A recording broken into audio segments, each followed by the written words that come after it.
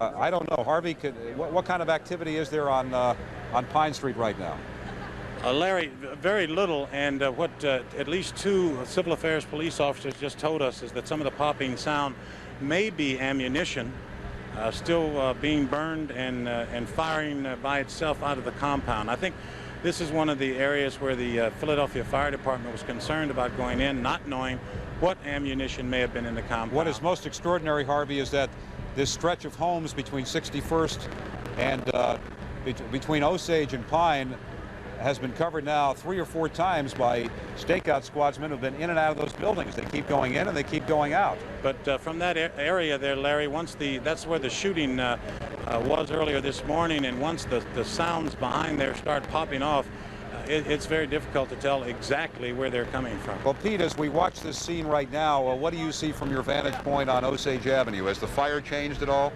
Well, Larry, what I can see, I see a lot of flames coming from the center of the homes there, like it's spreading in the back.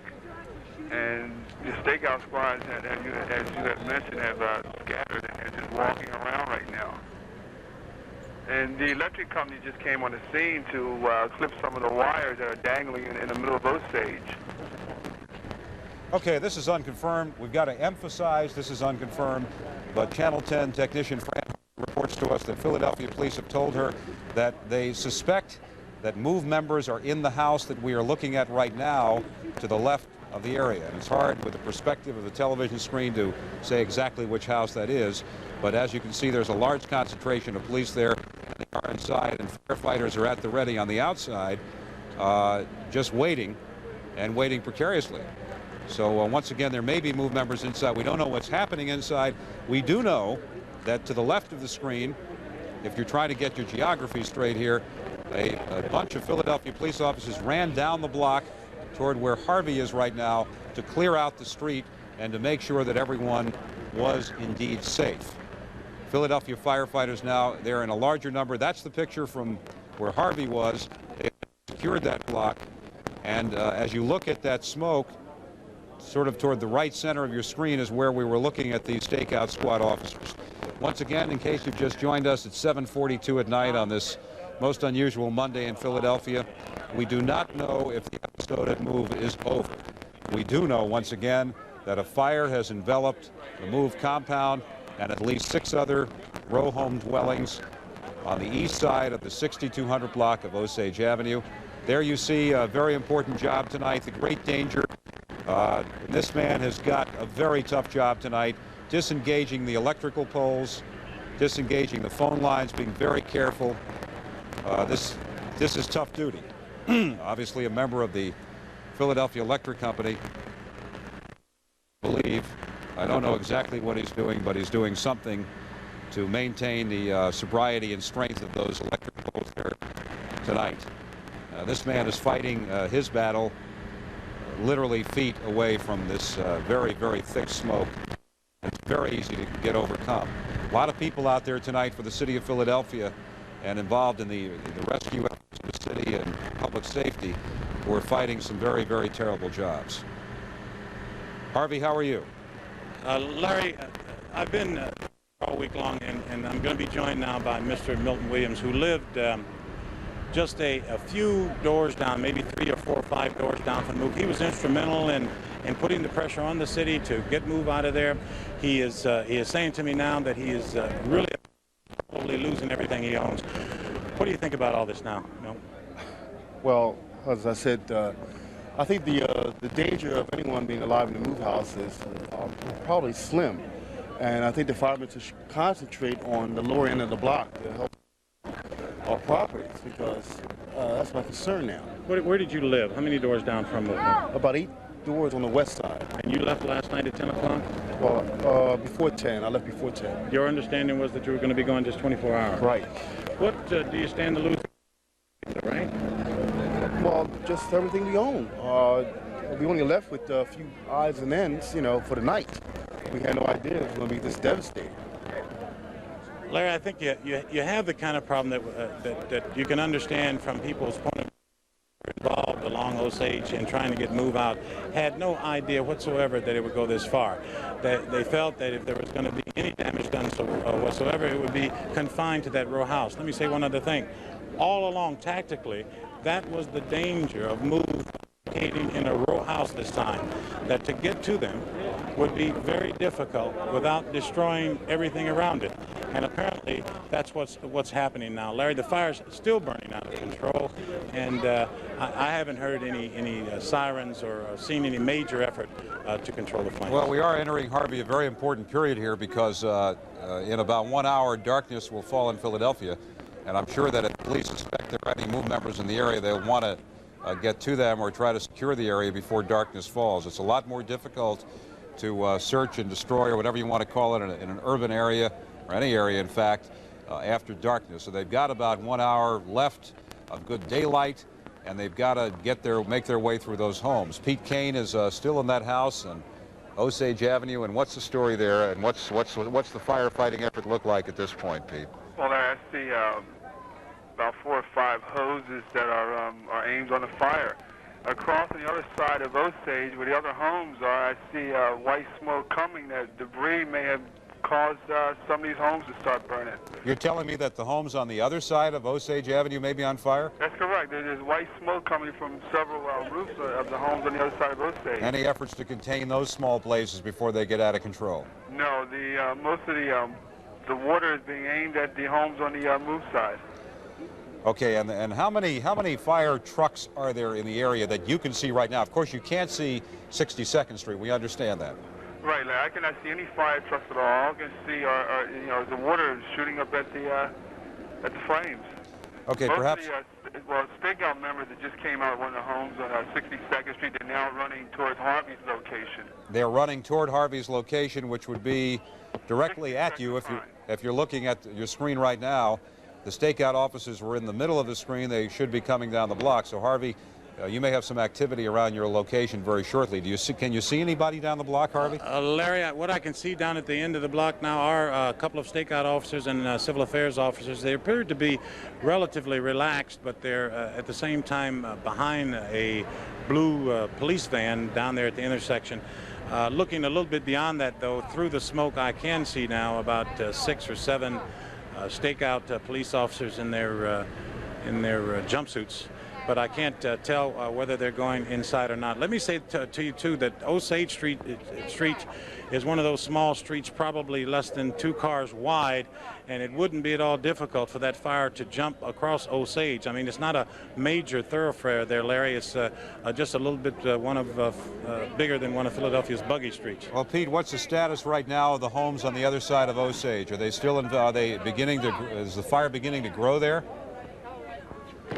Pete, what's the status of the homes on Osage now on the other side of the street, your side of the street? Well, Larry, there's still a little bit of white smoke, no flames. It just may have been falling from the flames earlier. But I see the homes are spreading towards the west side of Move right now. Some of those homes are fully involved. So it seems like the whole side of Osage with Move's compound is in flames. So you're telling me that there's a potential now for the west side of the street to be also involved? No, the west side of the Move. The west side of the Moves, yeah. Okay, the area across the street from where you are. Right. Is that what you're saying? No, I am not. No, I am not near any of the homes. Okay, Pete, stand by there. Harvey, what are we looking at right now? Are we looking at the intersection of 62nd and Pine? Is that what we're looking at? That's exactly what we're looking at. 62nd and Pine Street. What we see now are a couple of, I see 2 firemen, not actively engaged in any activity, but like I said before, 12 firemen were wounded the last time out, and we've been told by some of the people here that they're reluctant to go into the area. If you look carefully, by the way, if you can take a look so I can point to the monitor here on a wide picture, right here is a line of stakeout squad officers, and they seem to be lined up at the ready waiting for something to happen. It's right in the middle right there. I don't know how far the camera can go. And they are waiting, and that is not far from the house which they entered. They seem to be waiting for something to come out of that house. But it's obvious that they're not letting anything down that street. They are in a relaxed position. There doesn't seem to be any imminent danger there, but they are concentrating their efforts. And as you can see, the smoke is now pouring onto the Pine Street area. The smoke and cinder now pouring into Pine Street right now. So the fire, at least in a sense of smoke, has spread. Bill Baldini is standing by live in the Channel 10 newsroom. Bill, what do you have? Just now, about a minute ago, we got a call from Children's Hospital saying 2 children from that area were being brought to Children's Hospital. Just who they are, we don't know. They could be moved children, or they could be children from that neighborhood. Maybe they were overcome by smoke. But I couldn't help but think back to 1978 one more time that our guys, I think, are doing a fantastic job down there, but they're literally doing it in the dark. If you remember back in '78, they had a press pen about a block away, and we had interviews with the police commissioner, et cetera, and so forth, periodically. During this incident at Move, the news media is being kept out. It's like covering the Falklands War. Sometimes we have more information than they do at the scene. And I wonder why that is. It's a big difference. One interesting aspect of this, in the news conference this afternoon, the mayor said that all the information would have to come from Police Commissioner Sambor and the managing director, and yet there was no formal apparatus set up to brief news people throughout the day, as there was at Graterford Prison when the Graterford episode occurred. So there was no one assigned to sit there and say, okay, fellas, here's the story. And that usually prevents rumors from spreading. Yeah, absolutely. And certainly I realize, and certainly you realize, that the police are very busy, and so are the fire people at this time. And we're not saying that we should be right next to them, but there are periods where they either can come out, the commissioners, or send their representatives to let us know what's going on. And silence can be very dangerous. That's right. And they could put our people or a pool coverage team close by to the scene. And I think my first opportunity, or maybe yours, we should ask the mayor or the police commissioner or the fire commissioner, how come they're keeping everybody in the dark? It's a very big story. Well, we have a chance right now to talk to somebody who's been very communicative all day with us. Philadelphia Councilman Lucian Blackwell, who joined us this morning to express what was going on, is standing by right now at City Hall outside the mayor's office, or outside the mayor's reception room, with Suzanne Bates. Larry, Councilman Blackwell has been watching this unfold, and he has also been in contact with the mayor very recently. What did the mayor tell you? Well, he didn't have very much to say. Get moved to surrender. And back at the scene at 62nd and Larchwood, a block away from the Move headquarters, we see a SWAT team member now standing on the roof in a very blatant upright position. What is this symbolic of? Well, he's walking around. His weapon is certainly not at the ready. Perhaps they know something now that we don't know. The SWAT team members seem to be slowing down a little bit. They're not rushing around as much as they were, not running around in a half crouch, not running around with weapons at the ready. Diane, what do you think that could mean? My guess is that a lot of the buildings on which they were running are now in flames, and the area which they were covering is much smaller. I can see them pulling back, as you mentioned. My guess is right now the big concern is to get that fire out. More than 6 homes have gone up in flames. The neighborhood is beginning to erupt itself, and I'm sure their primary concern right now is not only watch the door for the Move people, but get that fire out. And crowd control is beginning to be a big problem. We're going to be right here, a block away from headquarters, giving you complete coverage, giving you the facts as we find them out, giving you the action as it happens right now at 62nd and Larchwood. I'm Terry Merriman reporting live with Diane Allen. Once again, you can hear the crowd behind me. It's getting louder and louder. People are coming from all over, hundreds and hundreds of people. We would advise you to stay away. Police are having a difficult time keeping the crowds at bay, although we must say they're doing a very, very good job at this time. Our understanding is also that a number of street gangs that exist in this part of the city basically have said that they are going to come out as soon as the sun goes down. So there are a lot of people who are very concerned that these gangs are going to come and really get things going. Please do not come down to this area for your own safety. That's why we have moved from our one vantage point to this one, because things were getting very ugly, and we're told that once the sun goes down, it's going to be a real no man's land. That could very well be true. Lots of young young people, hundreds and hundreds of young people, bicycles, cars, on foot, any way they can get here, of every race, color, creed. They're all crowded around trying to witness this sight. Some of them weren't even alive in 1978 when this is going. Little children here today watching this going on. I wasn't here in 1978, but I've heard it was very much like this, Diane. I was here in 78, and I understand why the police are taking their time and why they wanted to be as careful as possible. They were unprepared for what happened in 78. They wanted to be totally prepared for what was going on here, and as it turns out, they actually weren't, because they didn't know that this fire was going to happen. Once again, the situation at 62nd and Larchwood, you can see the flames, the smoke billowing out. Police still standing at the ready, as Diane mentioned, not wanting a repeat of the 1978 tragedy, but unfortunately, it's coming very close to that, we're afraid. Right now, live from 62nd and Larchwood, I'm Terry Merriman with Diane Allen. Back to you in the studio. All right, Terry and Diane Allen. Right now we're going live to Robin McIntosh, who is at Misericordia Hospital, where perhaps some of the injured people are going to be taken. Robin. Well, Jerry, just a few minutes ago, we just did see our first member of MOVE. Ramona Africa was brought here just a few minutes ago to the emergency room at Mercy Catholic Medical Center with burns. You could obviously see she had been burned on the legs and on the shoulders. With me right now is Dan Hilferty, a spokesman for, come on in, Dan, for Misericordia Hospital. Ramona Africa has been brought here. What kind of condition is she in? Robin, right now she has minor burns, but there are no indications of any other wounds. So you do now have a member of the movement here inside your emergency room? Yes, we do. Yes, we do, and I'll keep you posted on her condition. There was also a report that a child may have been evacuated. Well, we have no indication of that. The only person we received was Ramona Africa. And she's in satisfactory condition? As far as I can tell, yes. Okay, fine. So we do have right now one survivor of this standoff. A member of MOVE is now in Misericordia Hospital. We're standing by here for any more victims of this standoff and confrontation here in West Philadelphia. Back to you. Okay, Robin, thank you very much. For those of you who were here in 1978, you remember very clearly the MOVE situation in Powelton Village. One police officer was shot. It was, again, a very tough confrontation, a very serious situation. Right now, Channel 3's Barbara Monaco has this report on the history of the MOVE people. MOVE was founded in 1970. Members wear their hair in dreadlocks and all have the last name Africa. They say they want a natural lifestyle. From the beginning, MOVE was different. We believe that life is right, and we believe that man's lifestyle is wrong, and we're about getting rid of it. By 1977, MOVE was armed. The house at 33rd and Pearl Streets was a fortress. MOVE used bullhorns to attract crowds, and neighbors complained the house was a haven for rats and stray animals.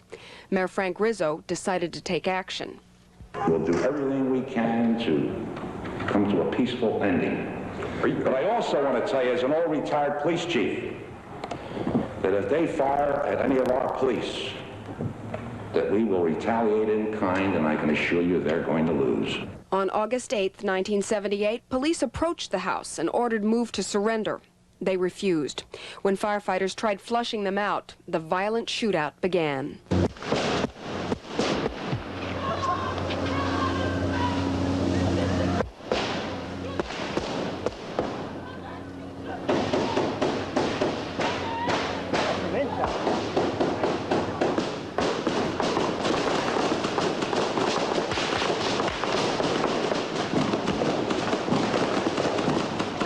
When the smoke cleared, one police officer was dead. Several MOVE members were injured. More arrested.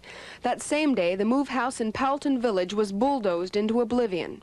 But MOVE found another base of operations, this row house on Osage Avenue. Barbara Monaco, Channel 3, Eyewitness News. Okay, from the MOVE headquarters in Powelton Village, as Barbara said, the MOVE people then went on to the Osage Avenue headquarters. But that is not the only house that MOVE occupies at this point in Philadelphia. They have other headquarters in other parts of the city, one namely in Chester County. And there was a major problem there today, and Channel 3's Bill Pounders has that report for you.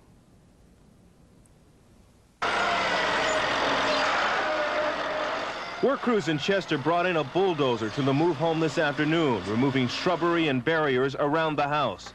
They were finishing up where Chester police left off. At daybreak, 25 members of the assault unit and 7 state police troopers arrived here. They told MOVE members to vacate the property, citing numerous alleged violations. When MOVE members refused, police broke down a barrier on the window and shot tear gas into the house. 1 woman and 5 children evacuated. There were no injuries. Yeah, there were violations all over the lot, from endangering the welfare of children, cruelty to animals, some question as to the presence of fugitives. Police say they coordinated the effort here to coincide with the other operation going on in West Philadelphia. But neighbors who live around here aren't so sure police did the right thing. I think it was wrong. People gonna live the way they want to live anyway. They ain't got nothing, no reason to go in there and do what they did. They didn't bother nobody. I've been knowing them ever since they lived here. You know, if they could help you do something, they will help you, right? But other than that, they stayed to themselves. This afternoon, Eyewitness News was allowed to go inside the MOVE home. The stench is awful. There is no furniture, no electricity, just makeshift dwellings, bundled up clothes, and shotgun pellets. Police say they found this bucket filled with water and chunks of meat from a dead dog.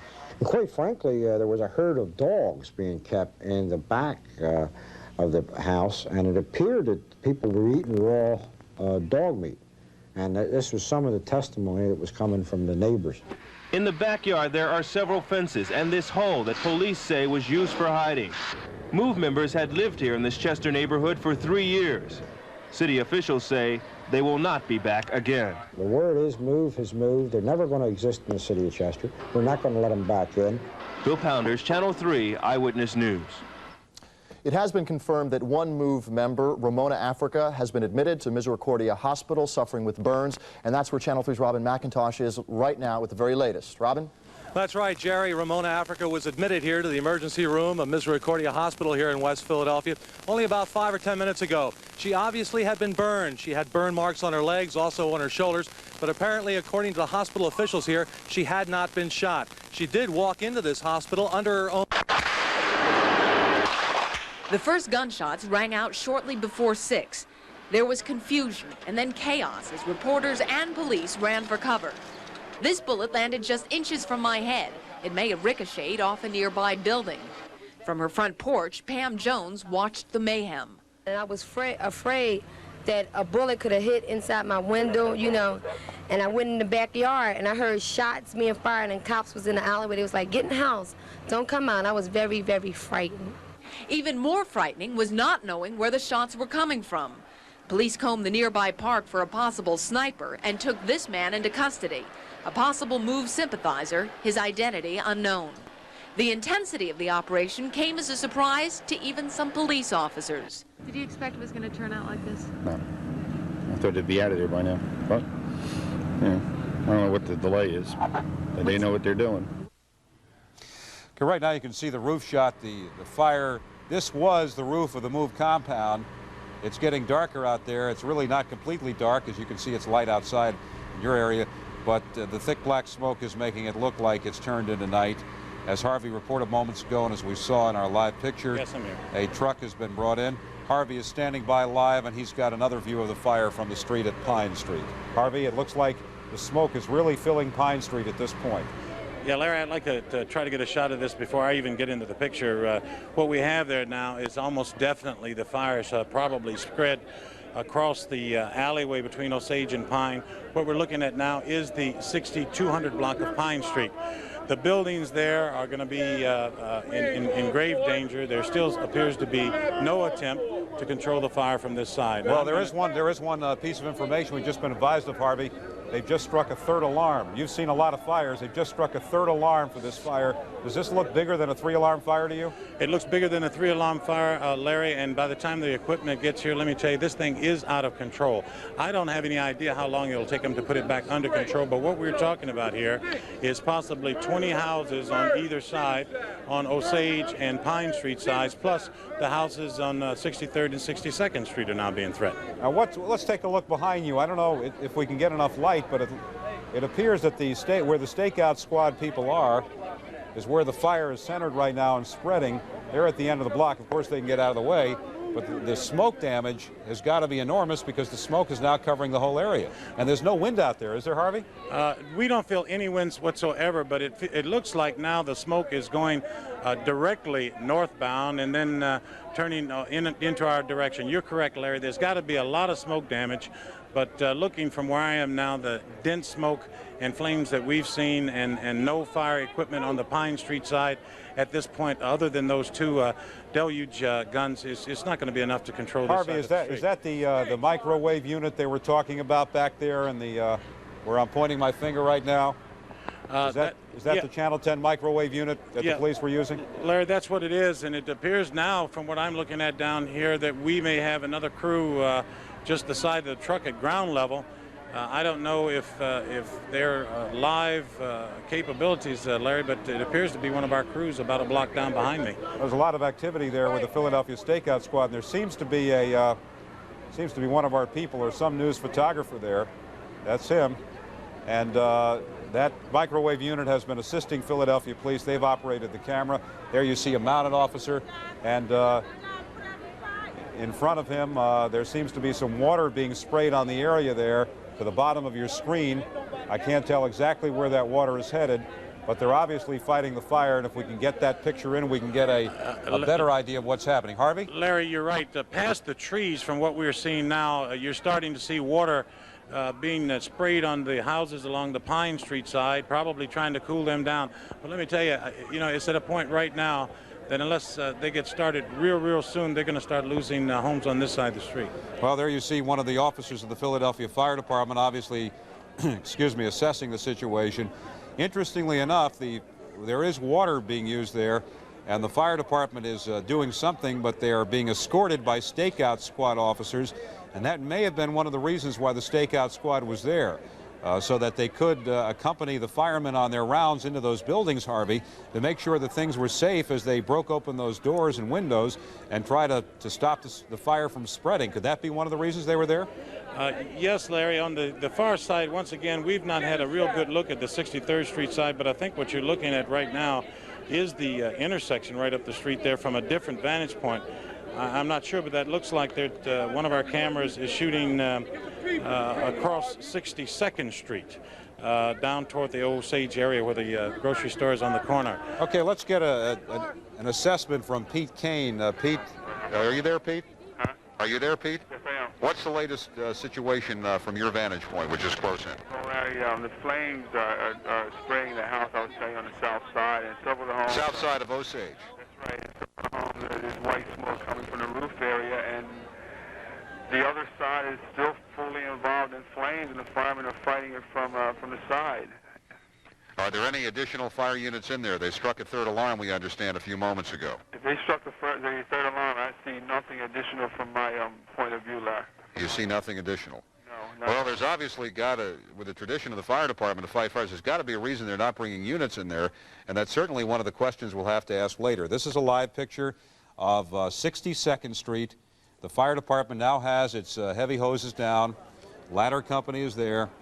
Philadelphia Fire Department with the ladders up on the roof. They are being assisted by members of the stakeout squad.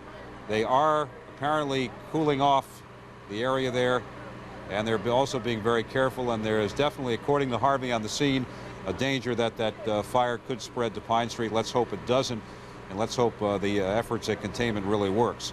Any word, Harvey, on the street right now about the activity, the hurried up activity we heard about earlier where they ran down the street and they were concerned about gunfire? Is that all quieted down? It's all quieted down, Larry, and once again, the extent of this fire, I mean, if there are munitions in the area, in the MOVE compound, some of that could be what we were hearing. That's what stakeout police said. They were taking no precautions. Of course, there were just too many people sitting out along Pine Street. That's where you're looking now. They were on the porches, children and families, so they just took no chances, especially Hello, given Pete Kane. The amount of firepower this morning. Okay, we have Pete Kane back in his location. Pete, any change in the situation? Hello, Pete. Well, we've lost Pete, but he's okay there. We just lost the phone line, and we'll get back to him in a moment. Pete Kane, our cameraman, has been there for 24 hours. Harvey Clark is right now, the scene you're looking at is the 6200 block of Pine Street in West Philadelphia, not far from Cobb's Creek, right around the corner from Osage. There is still light outside there tonight. Philadelphia firefighters still have the benefit of light. Philadelphia Mounted Patrol, as you can see, guarding that area. And I've been advised that Pete Kane is back on the telephone. Hello, how are you, Pete? Okay, Larry. Anything new? There are several civil affairs police officers stakeout that are gathered on the corner of 62nd and Osage, and they are discussing, something concerning this fire and this whole scene here. Is the activity hurried there? Is there a lot of movement, or is it just relaxed? No, there's not a lot of movement at this time. I did not see all the stakeout officers I saw earlier. They are somewhere else right now.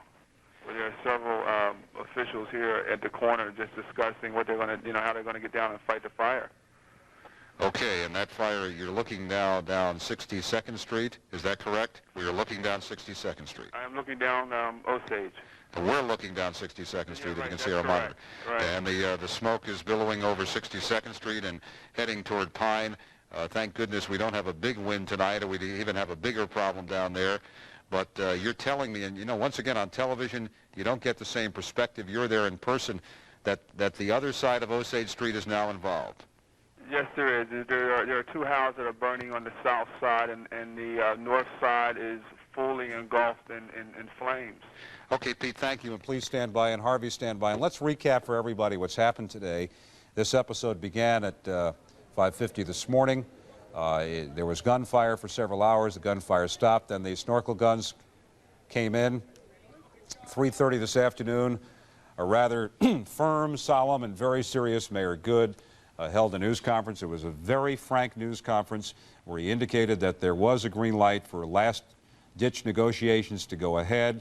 He said he was prayerful that these negotiations would produce a peaceful settlement to the problem. But he said, quote, in that news conference, that we have to seize, or we will seize, control of that house. And Harvey Clark is standing by live once again. Harvey, what's happening? Larry, from our perspective here, it appears that the Pine Street side has now gotten involved in this fire. We're seeing more deluge guns behind us, either trying to put out fires or trying to cool down or wet down the houses on this side of the street to keep the fire from spreading. You said 3 alarms. There's been some movement of the Philadelphia Fire Department here. At this point, it's been a long time since we've heard of where movement members might be. We don't know. We assume at this point that given what we've seen here the last couple of hours, if there was anybody inside of that building, it would almost seem to me impossible that they could survive what has gone on here. But there's been absolutely no word of injury, no official report of injury on the move side, police or firemen. So Harvey, you've covered a lot of stories in this town, and so have I, and you know that the Philadelphia Fire Department is an extremely aggressive fire department and very proud. They are not, obviously, from what you say, from what we can see, they're not fighting this fire as completely as they could. Perhaps they're not doing that because they feel that the homes have been evacuated and there is danger there. Do you think that could be the reason? Well, it's like we said before, last week the mayor and everybody that's been involved in this said that the most important thing that they were concerned about at the time was that they would not have a repeat of 1978, that there would not be policemen or firemen's lives lost. In an interview with Councilman Blackwell, and I was interested in his last comments, he alluded to the fact that maybe something had gone wrong here. But in an interview with him last week, it was Councilman Blackwell that said that the importance and the concern of the city of not having either policemen or firemen injured. Now, if there were munitions inside, Larry, it seems to me would be a wise idea at some point to be cautious about approaching the fire. What's happening, Harvey? Oh, my goodness. Well, Larry, the flames are probably now leaping 10 stories high.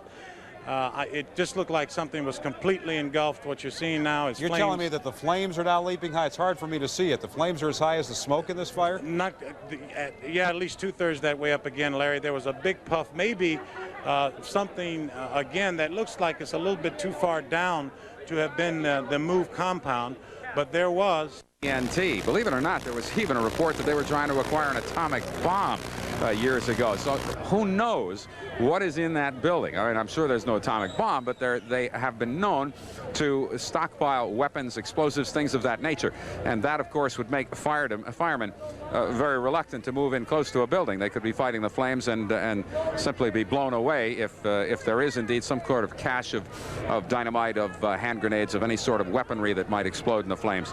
So what we have here, as you can very well see, Jerry, is a continuing drama, the likes of which I have not seen in the 20 years I've been in this business. This is a truly remarkable sight. Again, the SWAT team's removing themselves now from nearby rooftops. I don't know whether that's because the situation may be resolved, or whether that is because they have a better view of the fire and they can see that it's spreading. It does not appear to have spread much in about the last half hour, the same approximate area, and I can see white smoke now rising. As you can see, a very dramatic explosion that occurs 30 seconds and really rips into the MOVE compound. There you see the bunker, which soon will go up in flames, and that was the explosion close up. Now, if there's anybody there, standing there, it's obvious they couldn't survive that explosion. Might have survived in the bunker, but we don't see any movement at that point. That is the roof of MOVE headquarters, and that's what the explosion that we saw from a wide angle earlier from a state police helicopter looked like tonight. Did you see that, Harvey? Harvey Clark. Yes, sir. Larry, can you hear me now? Yes. Did you see that explosion? Yeah. What happened there, Larry, is that the state police helicopter had been grounded for some time, and then all of a sudden there was a point there where he took off from the Cobb's Creek area, circled around, took a look, and then actually dived down toward the MOVE compound headquarters. What you saw then was somebody actually drop a charge of some sort out of the side of the helicopter. It landed on top of the building. You saw the rest. There was a delay of maybe 15, 20 seconds in there before the actual explosion. Well, obviously it hit its mark, because if you looked at the pictures very carefully, you saw it strike right in the middle of the roof, not at the bunker side, but right in the middle of the roof, and actually carve a piece of the front of the building off. Yeah, right in the middle of the roof, Larry. We have to keep in mind that that building, it was here's the tape again, Larry. What we're seeing is what was once the compound that was built on top of a 3-story structure. We have no way of telling where there were actually men in these bunkers that we're looking at, but that's what the apparent object of MOVE was, to put people inside those bunkers. They were ironclad, but really no appearance of MOVE that I can recall, even earlier today, on top of the roofs. But there we see a picture from a fire hydrant, by the way, of the situation at the corner of 62nd and Pine. Still difficult to tell, Harvey, from my vantage point anyway, as to whether that fire has spread, but it certainly looks like it has an enormous potential to do so. Well, on the Pine Street side, like I said, there's nothing completely engulfed in flames, but it looks like firemen now are hosing down everything they can on the Pine Street side to try to prevent any further damage. They're very good in Philadelphia at containing these types of fires, because it is a city of many, many row homes, and they are used to this situation. Whether they have enough manpower is another question, but we cannot see, by the way, what's happening on 62nd Street, so we don't know exactly how many firefighters there are. There's a lot of smoke there, and as Harvey said before, a lot of flame, and the flame seems to be turning orange once again, along with the smoke at the corner of 62nd and Pine. This is another view of that, and this is a closer view from Harvey's area. And as Harvey said, those are flames very high in the air, as well as smoke. Larry, it appears that the flames are still puffing up every once in a while, at least above the rooftop areas. Most of these row homes in the area are 3 stories high, and every once in a while you get a gust of flame and then more smoke, as you're seeing now. And then they seem to contain it, but on a periodic basis, another gust of flame. And I still don't think that this fire is under control by a long shot. Well, we'll try to find out from Bill Baldini in a few minutes, Harvey, whether there's any official statement from the Philadelphia Police Department or the Philadelphia Fire Department or Mayor Good about what the status is of the MOVE situation. What we do know now is that we're practically 15 hours into it. Again, there is absolutely no confirmation that there are any casualties in this situation. The only casualty, of course, so far is the state of the condition of the 6200 block of Osage Avenue. where both sides of the street apparently are involved, on the east side of the street, and where the danger exists for fire and smoke damage, at least to the rear of the homes. What's the yelling, Harvey? Larry, at this point, you know, people are starting to build up in the area. You know, I'm not going to say that these folks are even necessarily members of this community. What we're getting here, apparently with the television coverage, is a lot of people coming from around Philadelphia and expressing whatever their beliefs are about what has happened here, on and off all day. But now, of course, with the lights, there are people forming up. I'll repeat what I'd said before, though, that along Osage Avenue, that there was a different impression from those folks than what we're hearing here necessarily. But we have to also keep in mind that there are a lot of young people here, and I think reacting quite a bit out of shock. That is easily understandable, Harvey. Harvey Clark has been there for a long time. Harvey, do you expect that there will be a statement from your knowledge of City Hall, the apparatus there? There will be a statement from the mayor shortly? I wouldn't speculate on that, Larry. From what I've experienced out here all day is what we've gathered, we've pretty much gathered on our own. There's been no one giving out information as late as yesterday at 6 o'clock. I think that they put the clamp on the press as far as we're concerned, not to talk to us about the operation. Certainly may be understandable prior to it, but at this point there's been no official word from either fire, mayor, or the police commissioner as to what has happened here. We're out of communication, so they've not made it easy for us. And how does it now? It seems to me that they put on, I may be wrong, but they put on some lights in the back of the street there. Is that correct, Harvey? Or are those just headlights of cars? Those are just the headlights from a fire truck that's now moved into the position at the corner of 62nd and Pine, Larry. Okay. Very dangerous situation there with this fire. It all began at 5:27 this afternoon, as Harvey reported to us. Once again, Bill reported that some children were taken to Children's Hospital. We'll get to Bill a little later to find out exactly their status and exactly who they were. Earlier today, at 6th and McIlvain in Chester, another move home was raided. A woman and 5 children reportedly. The quality of life here, our children can't walk down the street without being afraid of getting beaten up. And you know, so why then would people in this neighborhood not be glad? Well, one is the obvious reason that an entire block is going up in flames. It may seem a contradiction, but I think the people in this area, those on Osage Avenue who wanted move out, did want move out, but I don't think at this cost. I don't think anyone wanted it at this cost. And I think what is really enraging many people in this area is the cost.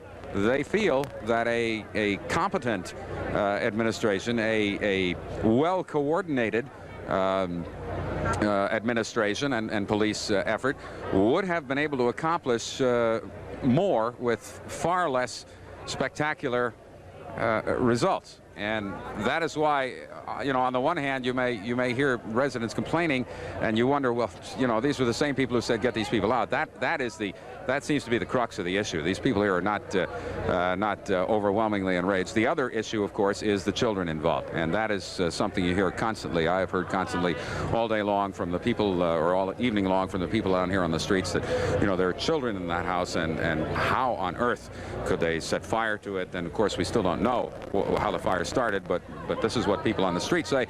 How could they let the fire begin? How could they let the fire continue? How could they get into a gun battle when there are children involved? So throughout this neighborhood tonight, you have a lot of conflicting emotions. People who wanted something done about move, but did not want this done about move.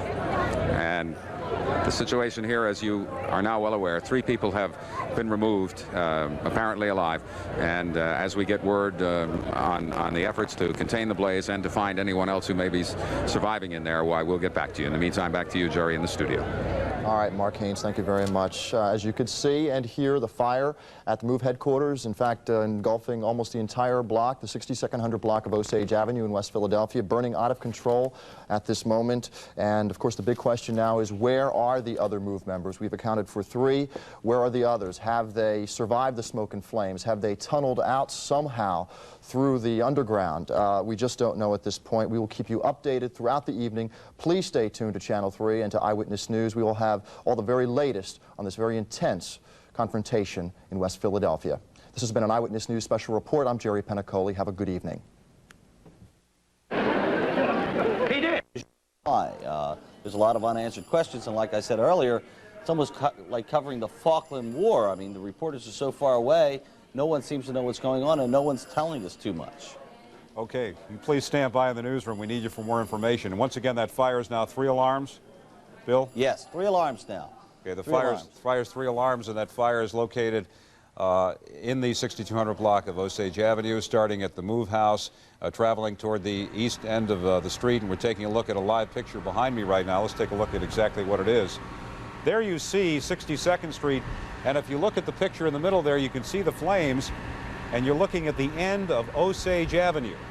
This is the east end of Osage Avenue, looking from the 62nd Street vantage point, from 62nd and Pine, looking down 62nd Street, and how close that fire is to Pine Street. It's almost halfway down the block, and that's the danger. You also see Philadelphia Stakeout Squad members on hand to assist the Philadelphia Fire Department. A relationship, by the way, that has always been during any period of civil disorder back in the 60s, when times were a little tough in Philadelphia, a very close relationship. Tremendous camaraderie and a tremendous respect between the men of Stakeout and the men of the fire department who have to fight these fires unarmed. You can see the flames there. They're very, very intense. The heat has got to be awful at this point. Darkness is now prevailing upon the city of Philadelphia. It's 8:25 at night, and I'm sure they'd like to try to contain this fire before it gets any rougher.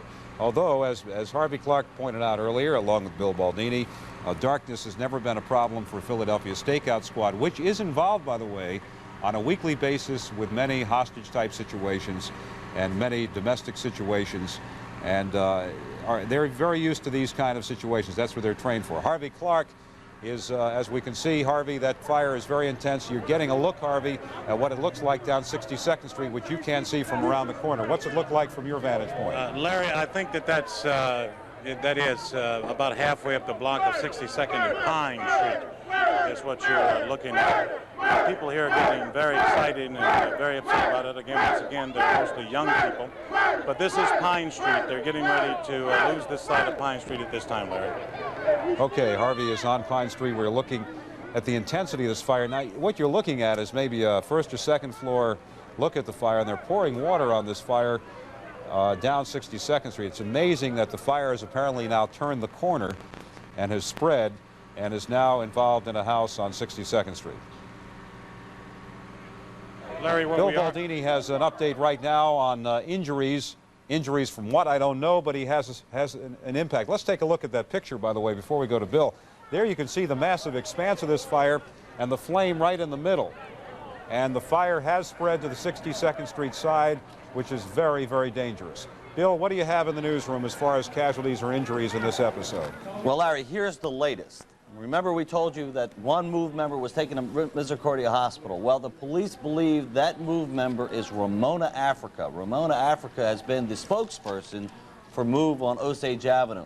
She is one of the people named in the warrants, and those warrants charge Ramona Africa and others with terroristic threats against Mayor Good, the police, neighbors, and others.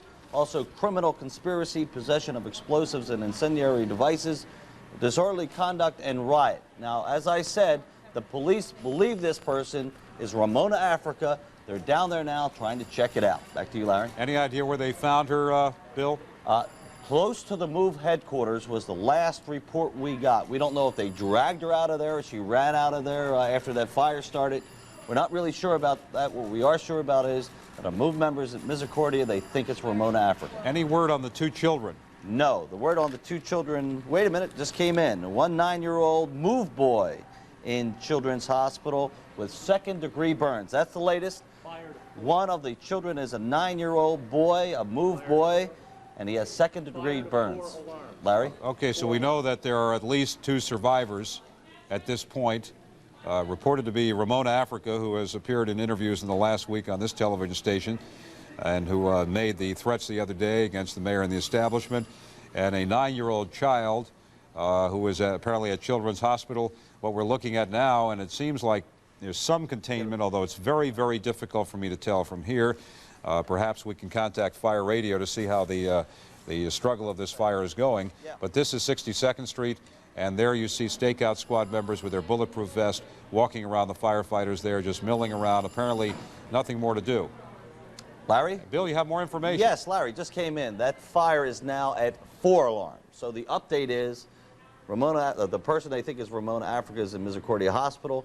2 children in Children's Hospital. 1 is definitely a 9-year-old move boy with second-degree burns. The fire is now at 4 alarms. Larry?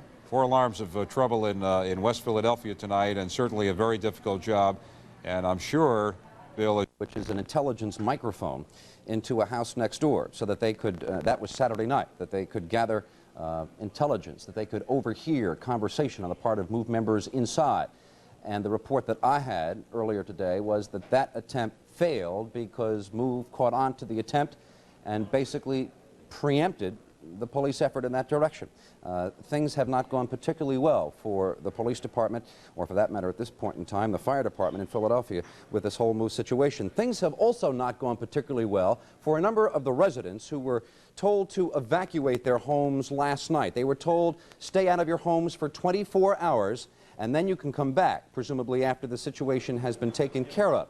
Well, 7 or 8, at least, that's what we know for sure, of those residents who evacuated last night have lost their homes. The chances are excellent that that number will rise dramatically. There are numbers of people who live in the area of Osage Avenue and 62nd Street who have lost everything they owned. All of a sudden, they have lost it all.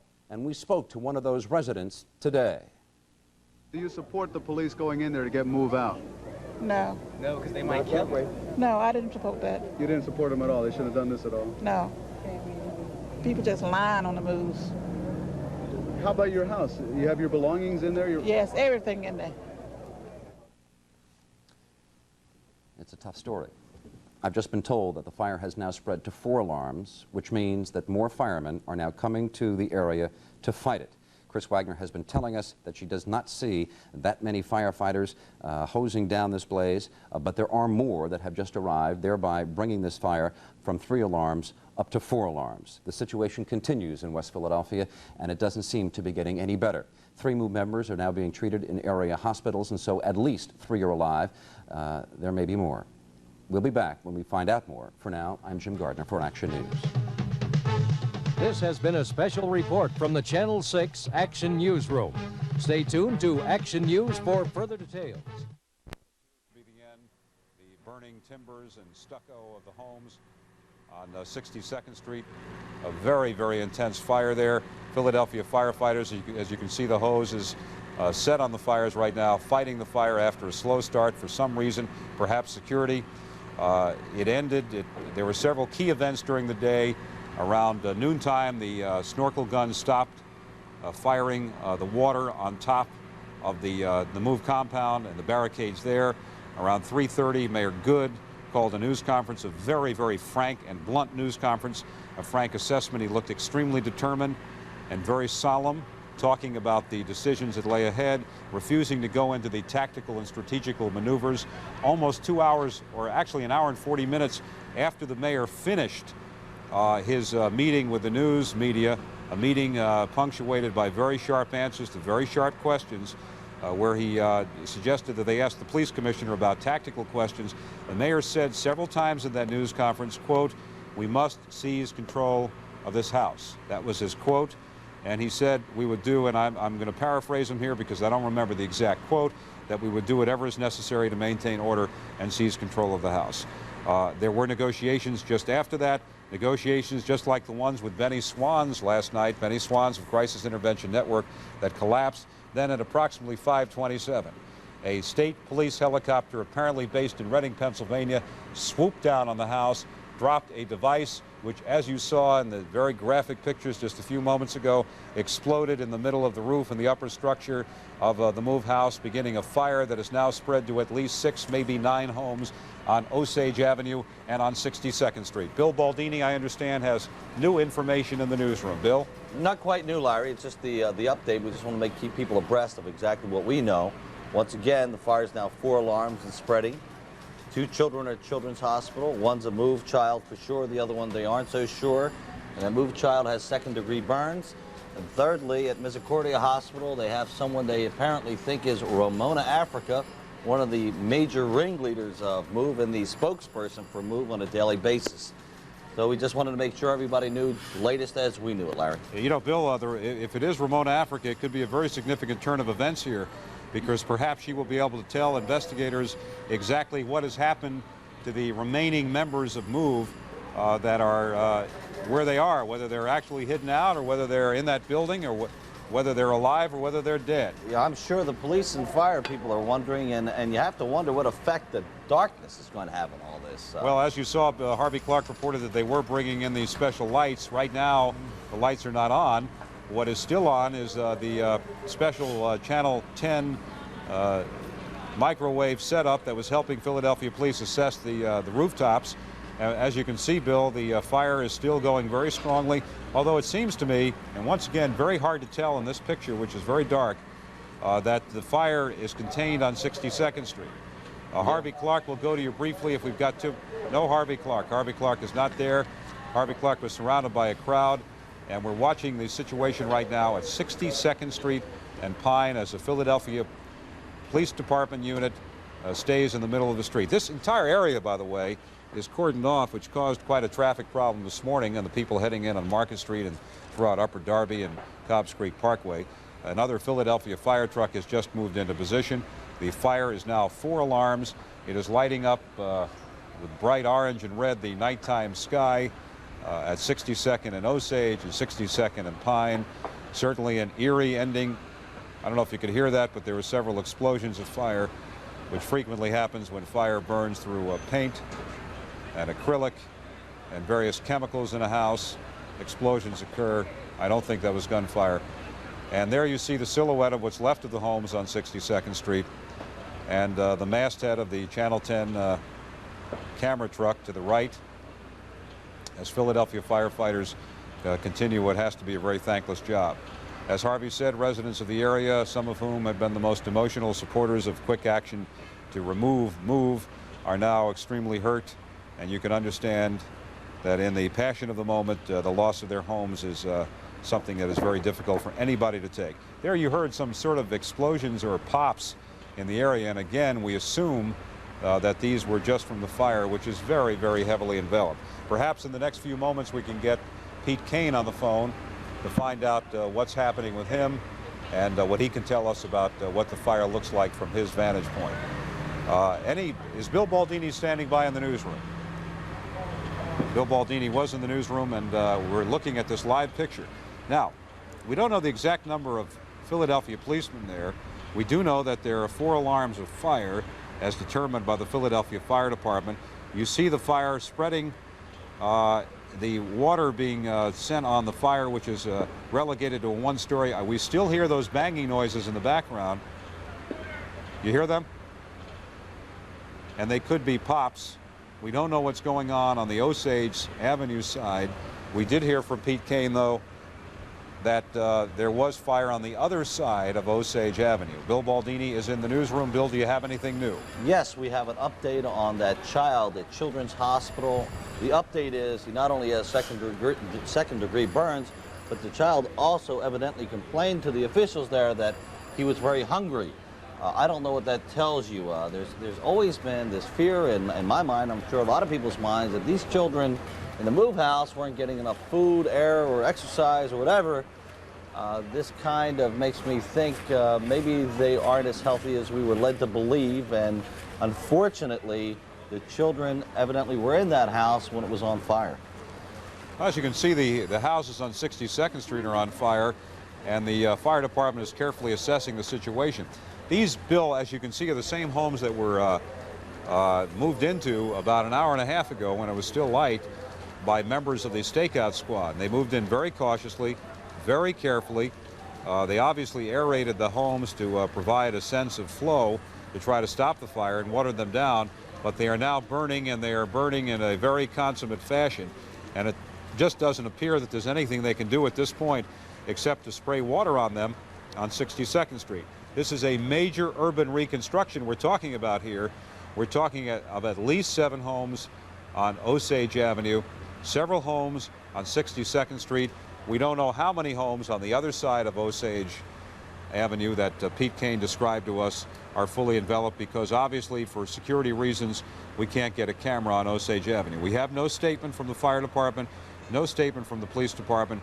As Bill said, we're getting our information in a very sketchy fashion here, and this is the scene right now at 62nd and Pine in West Philadelphia, a scene that was not a scene of fire about an hour and 20 minutes ago, but is right now, and certainly a scene of very, very heavy and intense fire. Whether they can control this fire from spreading onto Pine Street is something only the fire commissioner and his battalion chiefs can answer, and they usually have a very expert way of assessing that situation. They are probably, by the way, looking at this fire from another vantage point on the other side of 62nd Street, where we can't see from right now. But this is very intense, and there's not much that a fireman can do. He can't walk into a fire like that. He can only spray the water. And Bill Baldini is live in our newsroom. Bill, anything new on the hospital situation?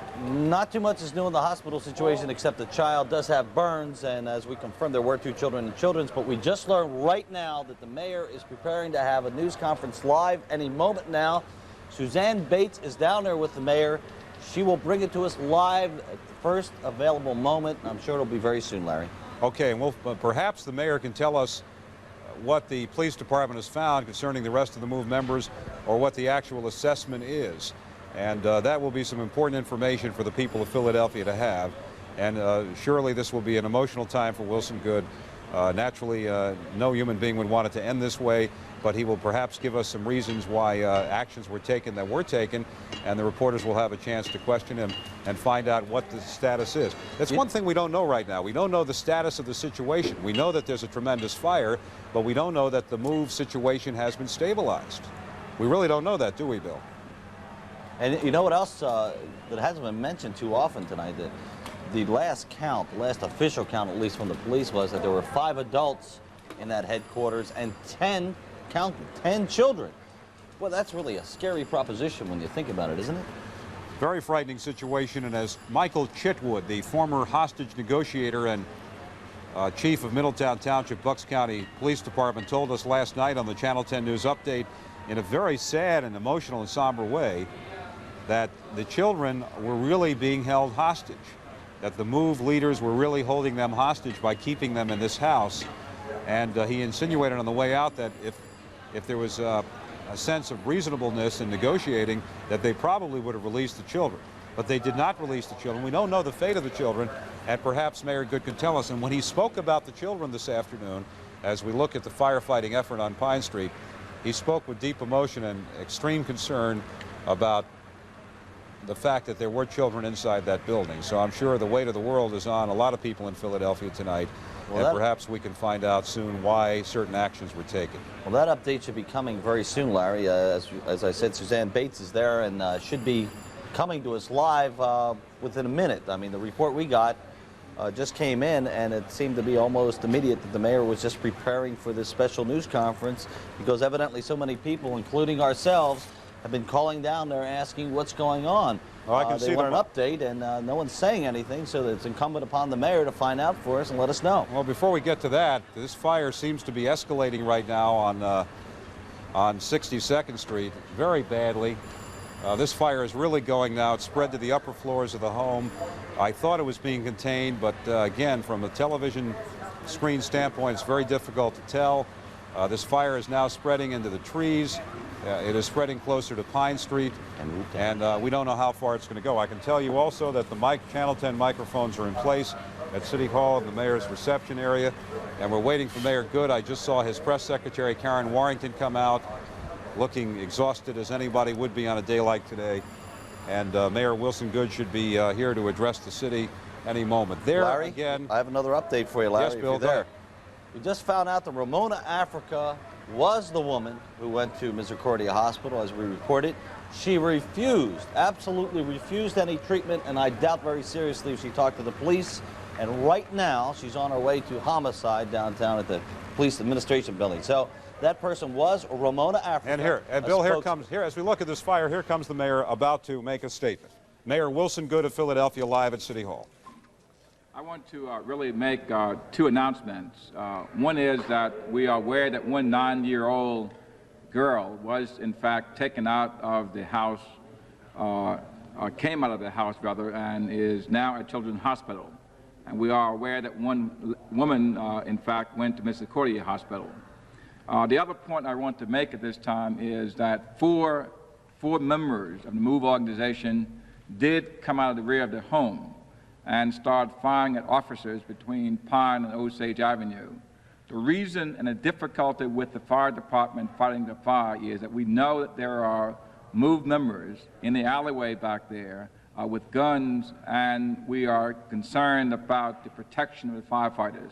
So if there is concern about why the firefighter is not in the alley fighting the fires, because we did in fact see 4 members come out. They did in fact engage the police in gunshots, and that's the last that we saw of them. Do you know what happened to the other MOVE members, Mayor? We do not know. According to the 9-year-old, we know that they were in the basement at one point, perhaps 4 adults and 4 or 5 children.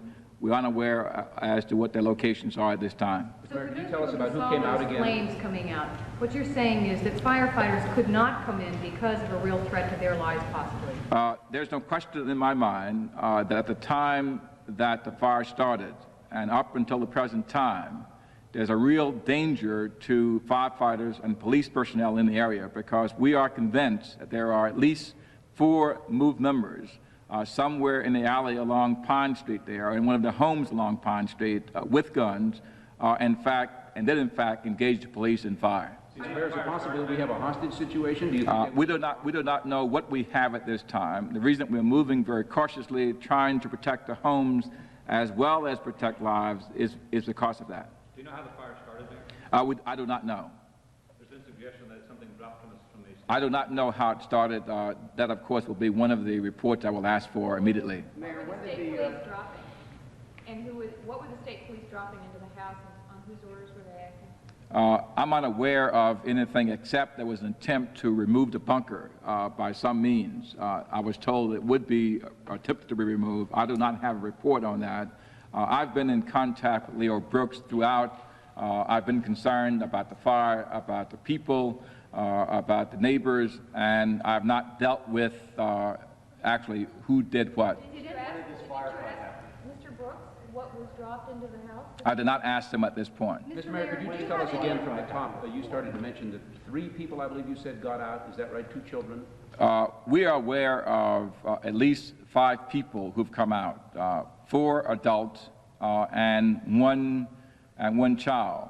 We are aware that at least 3 of those adults are still loose somewhere in the alley with guns. So you have in the hospital now, what, 1 child? 1 child and 1 adult. Where's the second adult? Was in the hospital with burns.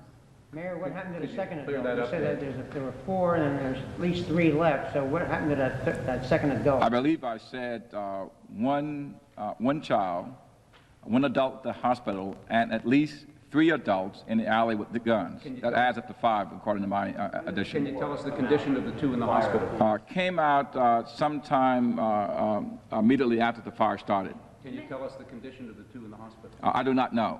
We're asking to receive reports on that. You said you spoke to the 9-year-old? Did something go wrong with the operation? I think that whenever you are engaged in a difficult attack of this kind, there's always the worst case scenario. And what we see here is the worst case that could in fact happen, which is in fact the loss of property and perhaps lives. I think that what I said last week, and that is that this was a very explosive situation. And there's no way that we could predict what would happen. And the reason I proceeded with so much caution in the beginning was because I recognize that this, in fact, could be the end result. Mr. Mayor, do you have any indication that lives have been lost at this point? I have none at this time whatsoever. We have no report from anyone of any death of any kind. Do you have any idea, based on witnesses from the house, but whether or not there are children still inside? I do not know. The only thing I do know is, according to the 9-year-old, as a report given me by Managing Director Brooks, that in fact we did have about 4 or 5 children and about 4 or 5 adults in the house. It's people unaccounted for right now. In fact, there are some people unaccounted for at this point, yes. Mayor, you say there were... Pardon me? My understanding is the child came out separate. At the time of the fire? Sometime after the fire started. These 4 adults that you were talking about, Mayor, were the ones that were shooting in the rear, and one of those was taken to the hospital? That's my understanding, yes. Mayor, we've heard chanting out there by the neighbors. There are reports that there's a mini kind of riot situation underway. What's being done to take care of that? I'm unaware of, I'm aware, I should say, of the fact that there's a lot of frustration out there and a lot of concern. We do have people in the area, and I want to just speak directly to the people of the city, and that is that this is a very difficult problem. We're doing the very best job that we, in fact, can do under very difficult circumstances. There is no perfect way to bring this to a conclusion. We'll do our very best from this point on to preserve lives and protect property. It is very difficult because at this time, we are aware that there are people in that area who in fact have weapons and who in fact have engaged the police in fire at this point. Mr. Mayor, if you could turn the clock back somehow 24 hours, is there anything that you would have done differently that might have yielded a different result? Oh, I don't think so. I think that you will find tomorrow morning, Wednesday morning, a lot of people who want to play Monday morning quarterback or Tuesday morning quarterback. I stand fully accountable for the actions that took place tonight. I will not try to place any blame on anyone of my subordinates. I was aware of what was going on, and therefore I support them in terms of our decisions. And therefore the people of the city will have to judge the mayor, in fact, for what happened. We've got some very unhappy neighbors out there who are watching their houses possibly going up in flames. These people are saying, I wanted something to be done, but not this. I think that, again, Tia, that the difficulty is when you engage with a very radical group like MOVE. And I said to the people on a number of occasions, do you really know what you're asking for? Do you really know what you're talking about? This is not child's play. This is a very, very serious matter. And what we have out there is war. And I knew from the very beginning that once we made that decision to go in there, it would in fact be war, because they intended to have a violent confrontation. Every indication I received over the past several months, over the past year, was of the nature that, in fact, if the police came in to arrest anyone, there would be an armed, violent confrontation. And therefore, I moved in with the full knowledge, that, in fact, there could be the worst case. And I want to say to all the people that as the mayor of the city, I stand fully accountable for having made that decision. I stand behind that decision, and I just hope that the casualty will be very few. You talked about tunnels underneath the compound. Do you have any evidence of that? We do not know. We do not know. We are looking at what is going on there now, and we do not know. Mr. Mayor, how far could this fire spread? How far could we think that we may very well lose anywhere between 14 to 16 homes in the area. And we're very saddened by that, but we're also saddened by the fact that there may have been loss of life. And the difficult part about this whole decision was the fact there were children involved. And you have to make a decision. We cannot permit, under any circumstances, ever again to have one small group hold this entire city hostage for any period of time. And therefore, as a mayor of a city, even though there may be those people out there who will criticize what we've done, we have to say very, very clearly it had to be done. You watched this one cook for 3.5 years, first as managing director and then as mayor. I watched it cook. Well, this situation's been developing. Yes, I watched it evolve at least for 1.5 years of my administration, and certainly for about a half year before I left to run for mayor, and all the time I was running for mayor, I watched it cook, yes. And is there anything that could have been done sooner that might have somehow headed it? Well, again, Mark, there's always the persons who will go out and say, yes, you could have done this. One commentator this evening said that we could have picked members up one by one, assuming you had some charges against those members. What you have to understand is once you decide that you're not going to tolerate the existence of these kinds of behaviors within your community, then you're confronted with how do you remove that behavior from the community. Mayor, can I follow up on Tia's question? You said that you asked the residents, do you really know what you're asking for? Are you suggesting that they should not have asked for the... Not at all, not at all. As I've said, I want to make sure that I'm clear. I'm not here tonight to place the blame on anyone. As a mayor of the city, I accept full and total responsibility for decisions made to in fact go in and to evacuate the Osage Avenue house. I stand behind those persons who made those decisions. I support my commissioners, I support my managing director, and I want the people of the city to judge me by that decision. How long is this going to last, Mayor? Do you have any idea? I don't know. Is it going to last tonight, next I do not know. Mayor, could you tell us more about the people who got out, the woman and the child? I do not know anything about them. I want to point out to you that I have a managing director who's trying to preserve homes and protect lives out there. And therefore, I don't want to engage him in 25 questions when I call him. I only want to know from him essential information. And that is, are you gaining control of the fire? Are the officers and firefighters and people out there safe? Are you containing the crowds out there? I want to know those kinds of things from him, as well as whether or not there's any indication of any persons coming out of the house safely. You alluded to some comments made by the 9-year-old you said who came out. Could you tell us more about what he may have said? As reported to me by the managing director, it was reported as to there have been 4 or 5 members, adults in their home, as well as 4 or 5 children. Mayor, given all the caution and restraint that you've urged since this thing came to a head a couple of weeks ago, why risk a war? I think that, Vernon, there's no way that you could avoid it. I'm convinced, as I stand here tonight, that whatever we had done and not done from this point on would have resulted in armed confrontation and the loss of some life. I do not believe there was any way to extricate ourselves from that difficult problem without an armed confrontation. When you talk about loss of life, are we only talking... The decision about, the decision to drop the bomb or whatever it was that was dropped from the helicopter onto the top of the house, were you apprised of that decision? Basically, as I said before, all those decisions were to be made by the police commissioner. However, I want to point something out. I stand fully accountable for that decision, even though it was made by him. I don't want to cast and place blame on anyone other than myself. Did you know about it ahead of time? Were you consulted?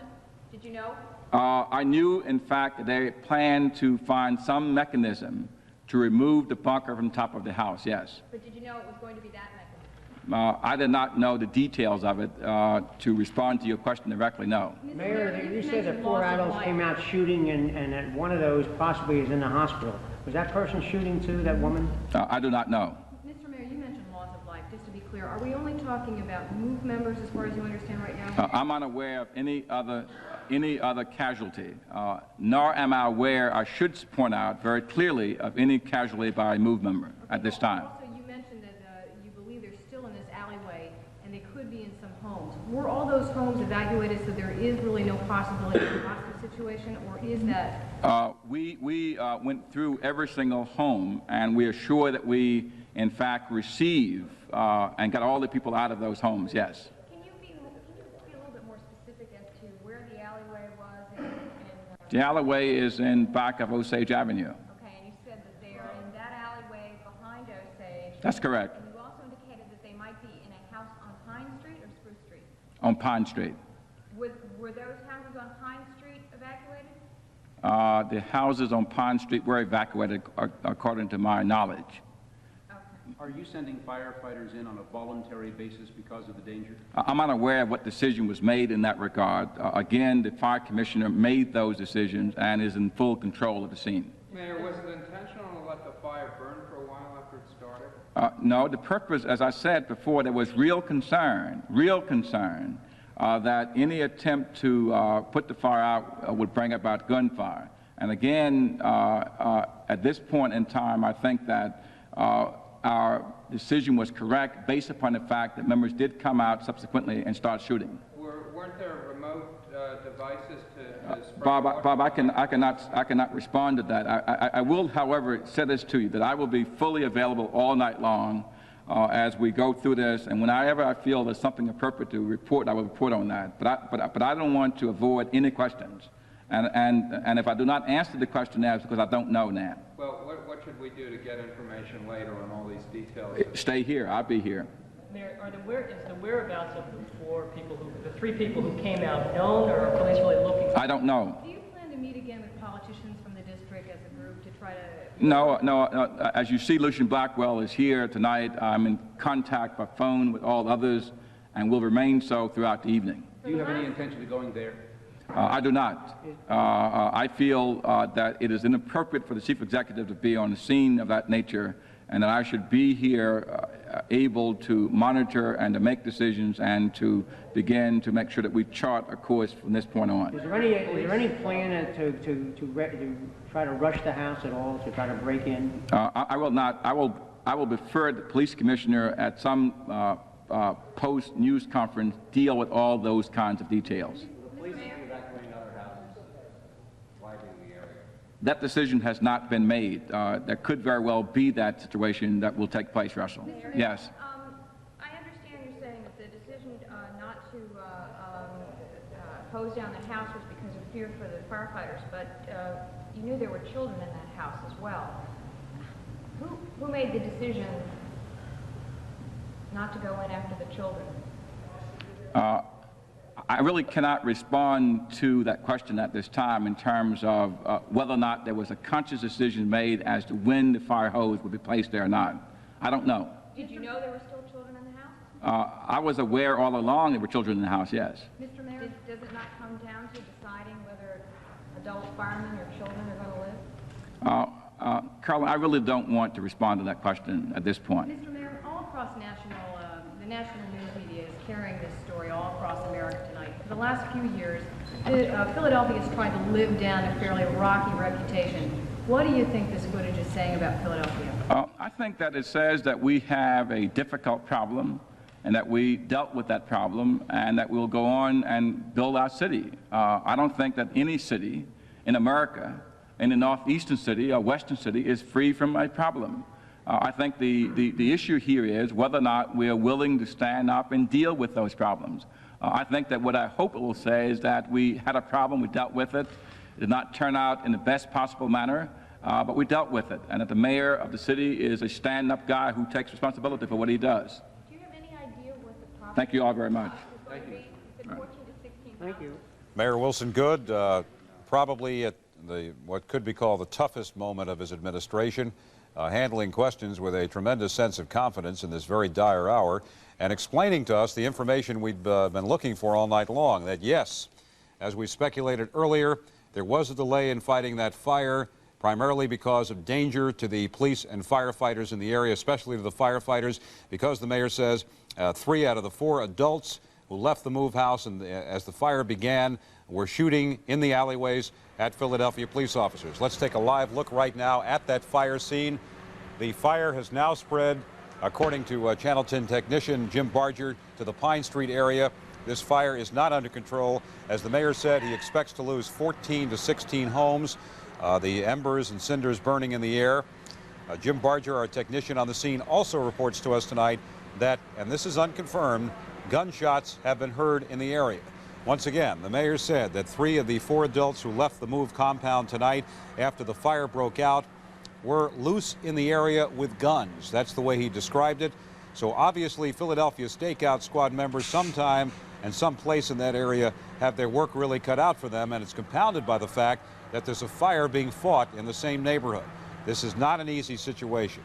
And once again, this fire that you're looking at now is on 62nd Street near the corner of Pine. It is a fire that is out of control. We understand a 4-alarm fire. Summarizing Mayor Good's news conference, he says he takes full responsibility for all the actions of his police commissioner and his fire commissioner. Looked extremely confident, said he was very, very concerned about the potential loss of life. Also said that no group must ever be allowed, no one single group, to hold an entire city hostage, obviously referring to the MOVE situation, and reiterating once again that he was convinced that MOVE was indeed determined to get involved in a violent confrontation, the kind of confrontation that took place today. He did not seem nervous, although at the end of the news conference he did wipe his brow. And Suzanne Bates is standing by live at City Hall right now. Suzanne, standing by right there. Suzanne, can you hear me? Yes, Larry, I can hear you. I Mayor believe we're going to continue to watch the fire, and I'm going to talk to you a little bit about what the mayor said. The mayor seemed awfully confident in a very tough hour for him, and he seemed insistent upon saying over and over again that he was taking full responsibility.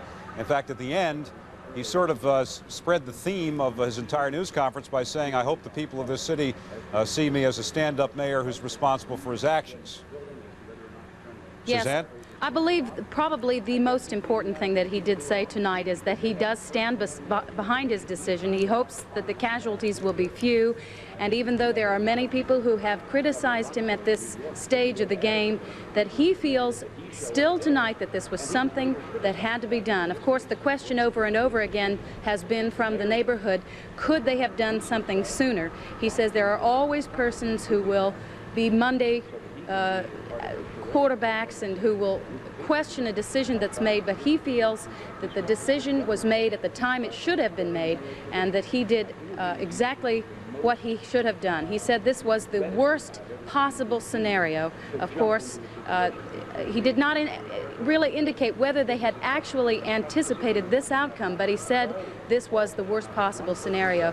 He did also say that they expect to lose 14 to 16 homes, and of course told us that he felt that the firemen could not go in and begin to contain that fire because there are still gunmen, 3, possibly 4 MOVE members with guns in the alleys, possibly in the houses. He could not tell us whether they have been contained to one area.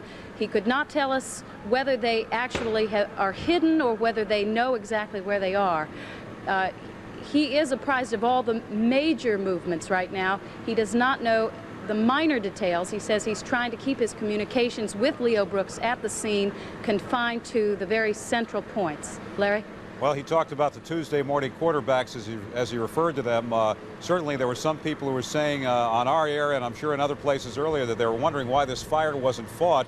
We did speculate on the fact that there might have been danger because we didn't know what, if any, MOVE members were in the area. Now he confirms that 3 MOVE members were on the loose, and obviously the Philadelphia firefighters, knowing that the homes were evacuated, were very concerned, and the city was concerned about moving them in there under such a precarious situation. Thank you, Suzanne. And right now we understand that Bill Baldini is live in the newsroom. Bill? Well, we have an update on our cameraman, Pete Kane, who has been reporting live from the scene for the last 36 hours, giving us a vantage point that most people did not have.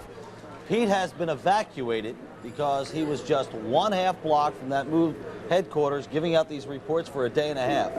Evidently it got so bad they finally had to evacuate him. He is now safe with other crew members. He did a terrific job, right, Larry? Did a wonderful job, and again, one of the problems in a situation like this, our job is to provide you with information, and when people don't have information, they basically have fear and anxiety, and we tried our very best over the last 13 to 14 hours to bring you the most objective information we could about the scene. There weren't many statements coming from City Hall. In fact, there were only 3 statements today. Lieutenant Lewis of the police department this morning, Mayor Good in a very detailed news conference at 3:30, and again we found out a lot in the mayor's last news conference at 8:40. We're happy that Pete Kane's okay, and we thank him for his efforts in behalf of getting you information in the last 24 hours. Once again, you're looking at 62nd Street at a very, very severe fire situation. The mayor confirmed what Pete had been telling us earlier.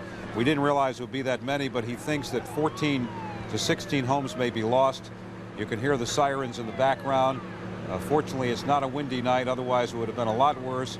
But this is the fire that began all the way around the block at the MOVE compound and has now spread perhaps into the alleyway. We don't know where the suspected gunmen are. We do know that Ramona Africa was taken to Misericordia Hospital, 9-year-old taken to Children's Hospital, and Ramona Africa apparently is now being questioned by Philadelphia homicide detectives, and hopefully they'll get a better idea, if she will talk, on exactly how many people remained in that building. We don't know for sure, and again the mayor confirmed this, that there are MOVE fatalities. We don't know that there are moved casualties. We suspect they are, but it's a very serious situation. As you can see right now, on the right-hand side of your picture, across the street on 62nd Street, there is a reflection in the window. If the camera can pull out just a moment, are those homes on fire? Yes, they are. Or is that just a reflection? Those homes are on fire. Homes on the other side of 62nd Street are also on fire there. I was hoping it was just a reflection, but it isn't. So now we have maybe more than 14 to 16 homes. It is a reflection. Well, thank goodness it is. It's very difficult to tell. Thanks for the information. Once again, 14 to 16 homes involved. As far as we know right now, there are no fatalities involved. You can see that they now have the cherry picker up there and other devices to fight this fire. Bill Baldini, certainly you have to understand, as you look back at the origins of this fire, the hesitancy on the part of the firefighters. I keep thinking about that video and that film of 1978 and how frightening it must have been, and I'm sure they didn't want to go in unless they were totally secure. I remember, Larry, firemen saying that they would not go in a situation like this after what happened back in 1978. I wouldn't be too surprised if one of the stories at the scene right now is that they're having problems getting firemen to go in anywhere close to that move house. By the way, that fire now is 5 alarms. I don't know if we told the people. No, we didn't know that. It was a 5-alarm fire, and as Harvey said earlier during Harvey's reports, it looked like a 5-alarm fire when it began, especially with its potential. One of the things you should know is that if a fire happens in a populated area, generally alarms are struck not on the size of the fire, but on the potential danger to the people involved.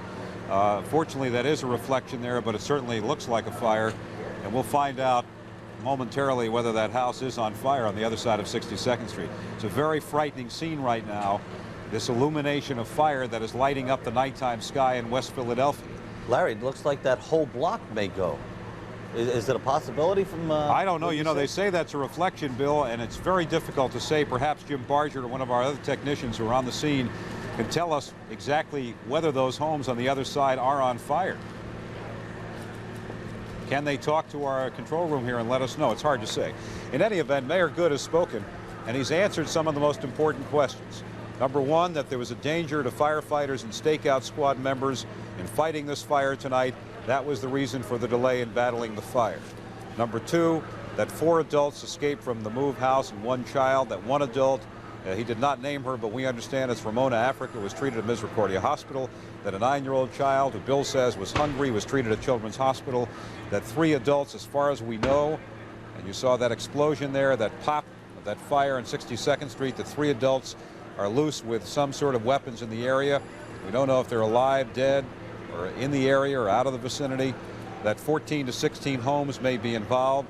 That the managing director, Leo Brooks, and the Fire Chief Richmond, and the Police Chief, Gregory Sambor, are still on the scene under tremendous pressure to, number one, secure whatever remaining MOVE members there are in the area if they are armed with weapons, and number two, to control what has become a dangerous, raging inferno on 62nd Street, a 5-alarm fire that may go even higher, that has turned this once very quiet, peaceful neighborhood into an inferno tonight.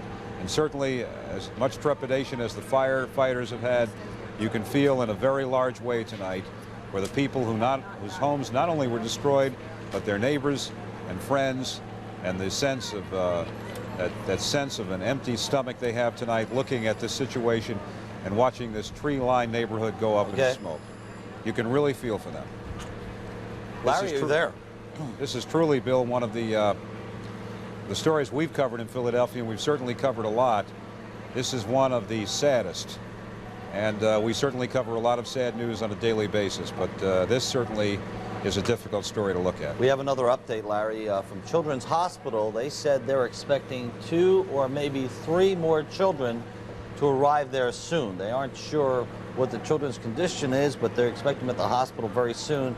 And they're also reporting from the scene that this fire that you're watching right now has already engulfed 14 homes. That's 14 homes, more than anyone ever dreamed. The extent of the damage after that headquarters, no one seems to be able to tell us right now, but they said at least 14 homes are being affected by that very fire you're watching now. Mayor said 14 to 16 homes would be involved. If it's 14 at this point, it could go even higher, and certainly there's always a danger when we really don't know how many firefighters are on the block around the other side on Osage Avenue. We don't know how many homes on Pine Street are affected, although Jim Barger, one of our technicians on the scene, says that the Pine Street homes are already impacted by this fire. And it's certainly such an eerie sight to look at this orangey look at, and the people, and they can't be too far away. They've got to know what's happening to their neighborhood, and they've got to know that they have a major job of rebuilding. But I've got to say this, that in times of crisis, Philadelphians stick together, and I'm sure as Tuesday goes into Wednesday and Wednesday goes into Thursday, with the help of the Red Cross and the churches and the organizations in this town, that the people of Osage Avenue and 61st and 62nd and Pine will find they have a lot of friends they never thought they had before, because that basically is the way this town is. And you'll see a lot of people in the next few days pouring into that area with offers of help and helping in a very large way. Ironically, Pete Kane, our cameraman, who was helping us in the last 24 hours, is a charter member of the American Red Cross, and on a weekly basis is involved with these type of evacuations. And Pete is very familiar with this. He told me on the phone off the air before, this is one of the saddest things he's ever seen. He is involved with the Red Cross people who bring people out of these situations. And I guarantee you that the people of this area are going to have a lot of friends from throughout Philadelphia, not only help from the mayor's office, city government, but other organizations that will come to their aid. And that's not much solace in this period at 9:15 on this terrible night, but they'll come forth. That's the way Philadelphians are. Bill, are you in the newsroom? I just got off the phone. I just had another report on Ramona Africa back in Misericordia Hospital, and the latest word is that she did suffer burns. She evidently was inside that house, escaped, did get burned, but when she got there, in typical fashion, refused to let anybody touch her body, refused any treatment, even though they tried, and they finally had to release her to the police, who took her down to 8th and Race for questioning. Okay, Bill, we should make it a point to say that the street you're now looking at is Pine Street from the intersection, excuse me, is 62nd Street from the intersection of Pine. We don't know if Pine Street is enveloped, but we do know that 62nd Street is heavily involved and that there's got to be some smoke damage. As you can see, the Philadelphia firefighters now pouring and the water on the scene. It seems that they are making some progress, but it's very difficult to tell because the street is so close together, 62nd Street. You see the other side of the street being illuminated. I heard the voice of Pete Kane testing a microphone. Is he available there? Hello, Larry. He will be soon, hopefully. There you see the cherry picker and the picture and the awesome reflection of this fire. There is no word on what kind of progress Philadelphia stakeout officers are making. Bill Baldini is in the newsroom. Bill, do you have something new? No, the latest information is what I told you about Ramona Africa refusing that treatment. We were right about her being at Misericordia, and I think I did hear Pete Kane trying to get through right before you threw it to me, so if he's available, let him take it away. I'm sure he has something to report. Is Pete Kane there? Pete Kane is not available, Bill, but we'll try to get to him momentarily to talk to him about the situation there. Earlier in the news conference, Mayor Good answered one of the most important questions of the night, the anguish of the residents there about why the fire wasn't fought as rapidly as it could be with as many units. And this is what he had to say about the difficulty of fighting tonight's multi-alarm fire. The reason and the difficulty with the fire department fighting the fire is that we know that there are MOVE members in the alleyway back there with guns, and we are concerned about the protection of the firefighters.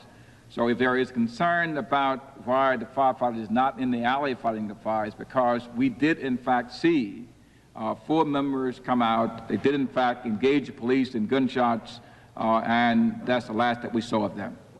Mayor Good speaking at his news conference. I understand right now that Pete Kane, the Channel 10 cameraman, is standing by live. He is now out of the area he was in. He was evacuated because he was much too close to the fire and the dangerous situation. Peter, he will be there. Pete will be there, and we'll be able to talk to him about what he saw tonight. Larry? Yes. This is Pete. Okay, we can hear you. Do we have a picture of him? Okay, there's Pete Kane, and let's take a look at the firefighting effort. Pete, can you hear me now? Yes, I do, Larry. Okay, Pete, now you're now at our minicam truck, and you're able to talk to us. I mentioned before that you were a member of the American Red Cross, and that you were very involved in evacuations. A lot of your Red Cross friends are there tonight. You must feel a little frustrated in your role as a news technician tonight. I'm sure you'd like to get out and help some of the people. Yeah, Larry, I would like to do that, but, you know, there seems to be no way you get anywhere near what's going on. That's the first thing I thought about when I saw the plane. So there's nothing I can do now, you know, just sit back and wait for the police are keeping us away from, you know, the gunfire. Pete, if you could hold the microphone a little closer to you. When did they evacuate you? They've been moving people out, you know, since the fire started spreading, Larry. What about the house where you were? How far were you actually from the scene of the MOVE headquarters? Hello, Pete, are you there? Obviously, we're having some communications difficulty. Pete Kane, can you hear me? Yes, I can, Larry. How far were you at the time? Were you about a half a block away? I was a half a block away on 62nd Street, and we had a clear view of Osage during the whole event down here, you know, from beginning to the end when we, you know, chose just to get out of there while we could. Okay, now one very important question. The mayor said that there were three, as far as he knew, three MOVE members on the loose in the area, and that they were trying to find them. Did you see, before you were evacuated from your location, did you see stakeout officers actively involved in going house to house? No, I didn't, Larry, but we were standing by our truck at this location. There was gunfire in the alley about a half hour ago, and the firemen came running out, and the stakeout police officers went into position. But since that, we haven't heard anything or seen anything. Okay, so there was a confirmation then that there was gunfire. It's good to have you out. Thank you very much for all your help. And I mentioned before that the people of this area will find a lot of neighbors in the Red Cross and other organizations in the next few days. Thank you, Pete. All right, thanks, Larry. Pete Kane, he certainly had a rough 36 hours, and we appreciate him providing the information. There you see members of the stakeout squad, and behind them 62nd Street, the embers there and the sparks and the fire, certainly an eerie sight.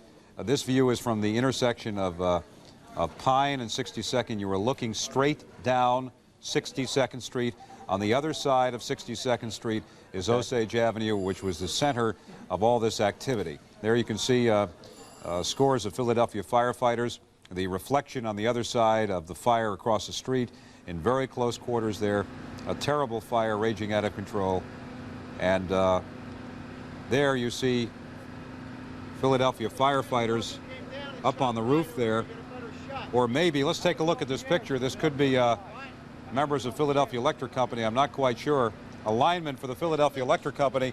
And you talk about a dangerous job tonight, a lineman disengaging these electrical lines in the middle of a very dangerous fire situation with possibly armed men in the area. You certainly got to tip your hat to them tonight. This is risky business in West Philadelphia. Bill Baldini standing by live in the newsroom. Bill, what do you have? The latest on Ramona Africa. The latest is, as I told you, they brought her down to the police administration building, and the homicide detectives are now questioning her. This is tape from a little bit earlier of Ramona Africa in Misericordia Hospital, as we reported.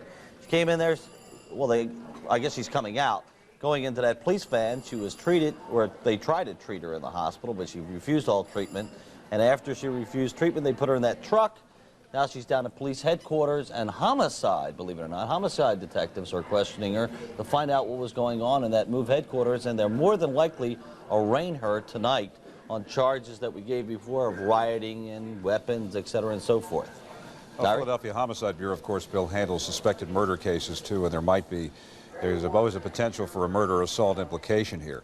Ramona Africa, as Bill confirms, are now being questioned at Philadelphia Homicide headquarters at 8th and Race, the Roundhouse, the police administration building. We don't know how many police officers are involved here, but we know right now that a lot of them have got to be taxed to the limit, along with firefighters.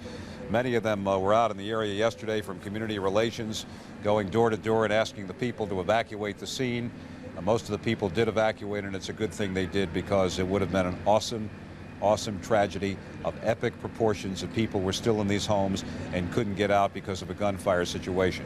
What you're looking at now, I believe, is 62nd Street at the intersection of 62nd and Pine, from the corner of Pine and 62nd. Some of the trees are on fire there. You can see the rifle, the weapon. It looks like an M16 to me, of a stakeout squad member. I could be wrong. An automatic weapon pointed up in the air, and them looking around as the fire is being fought. And that is the scene tonight.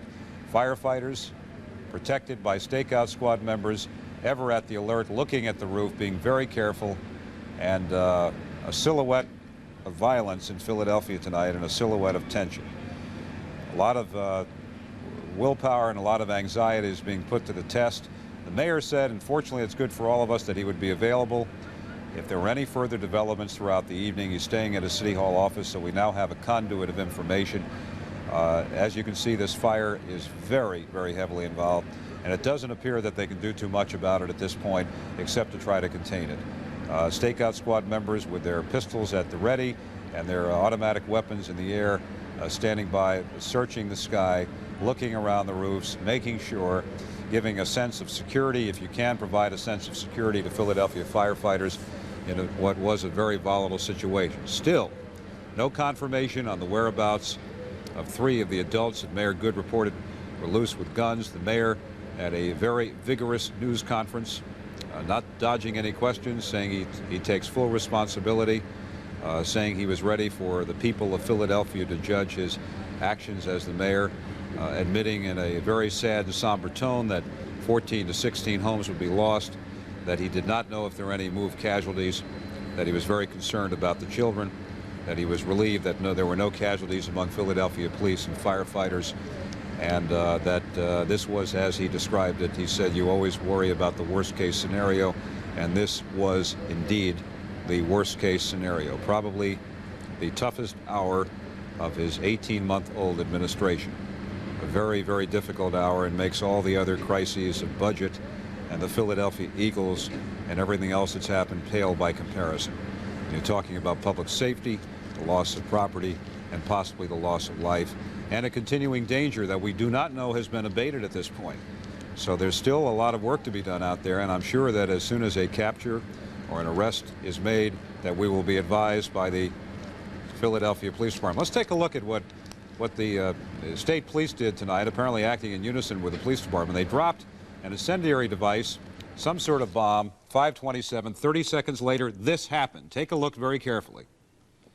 An explosion that ripped through the roof and the bunkers of the roof of the MOVE headquarters. This explosion, and as we kept going back to this scene earlier in the evening, the fire kept building. First we saw little ripples of flame, and then bigger and bigger. And as Harvey Clark described it to us, it spread very quickly to adjoining homes. As Pete Kane described it to us from his vantage point a half block away, there was no way once it became fully involved for anyone to get out. But 5 people did get out, including 4 adults. 1 9-year-old is being treated tonight at Children's Hospital. Ramona Africa refused treatment at Misericordia Hospital. She had been serving as the spokesperson. And where are we going now? A map of the situation. There's a situation right now. Now, if you look at this map, there is the MOVE building. If you go to your right on 62nd Street, you move your finger to the right, and you see on 62nd Street, between 62nd and Pine, is where this fire is now occurring. Yeah. And that's the primary danger area right now of fire. You move from Osage east to 62nd Street, and around the corner is where the fire. So in case you've got your geography mixed up, that should clear it up right now. That is where the fire scene is at this hour. Certainly, we don't know the exact number of police officers, but they've got to be in a relief situation right now, because some of them have been involved for the past 36 hours in clearing out the neighborhood, getting involved in the overnight operation, and here it is 9:28 at night, and they're still out there. So obviously other shifts have to be coming on. There's the problem of feeding the people in the area, and we know the Fraternal Order of Police is involved. There's a live picture, and if I can pause for a moment, you can hear how that fire is roaring in the area.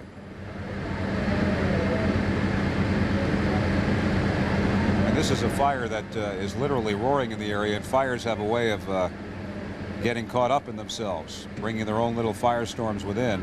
Now we seem to see some more equipment, including the snorkel guns. These are the same type of guns, by the way, that have those strange-looking tentacles on the end that bend in the middle, that were used during the late morning hours and early afternoon to try to disable the MOVE bunkers on top of the building. Now, ironically, these same guns are being used to fight this enormous fire. And you can see right there, 1, 2, 3, 4, at least 5 row homes involved on 62nd Street.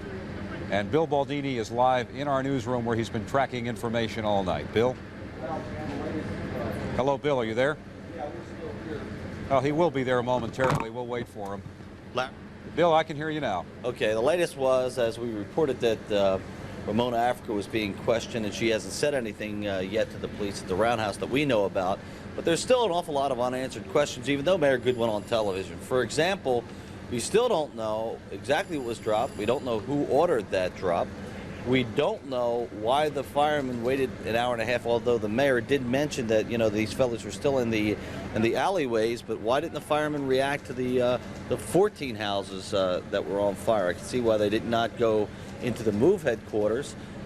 Frankly, right now tonight, there's an awful lot of questions that remain unanswered. Why didn't Police Commissioner Sambor, one of his representatives, or Mr. Leo Brooks, the city managing director, come out and say something tonight, since they're in charge and they're making all the decisions for the mayor, even though the mayor says I'm taking full responsibility? Neither one of these gentlemen or their representatives on the scene have came to the news conference or talked to the media. So basically, I think what we're saying tonight is, even though the mayor came on, an awful lot of questions remain unanswered, and as he put, a lot more damage occurred than anyone ever dreamed. He talked about a worst-case scenario. I'm almost willing to bet right now that no one ever dreamed that an entire block may have been engulfed in flames by the time this thing was over. Bill, one of the things that you and I have noticed in our coverage of events back in the 60s and through the 70s is whenever there, and of course it wasn't your typical civil disorder situation, but whenever there was anything involving civil disorder, there was always, in every situation, an information command post set up where someone representing the city, even if they had nothing to say, would come out every half hour or every hour and say, this is the latest, this is what we know, this is what we don't know. For some reason, there was nothing set up like this. Yes, no, as I put it out earlier, no press pool camera situation where you have, well, one representative from each media and one camera to stay out of the way. There was no press pen as back in 1978, a block away where everybody could see what's going on. That surprises me for an administration that is very conscious of the media and has pretty good dealings with the media and is very communicative, that someone wasn't assigned to be down there a couple blocks away and say, what we have, this is what's going on, this is what we can tell you. Obviously, we in the media do not want to breach security or we want to endanger or jeopardize anyone down there.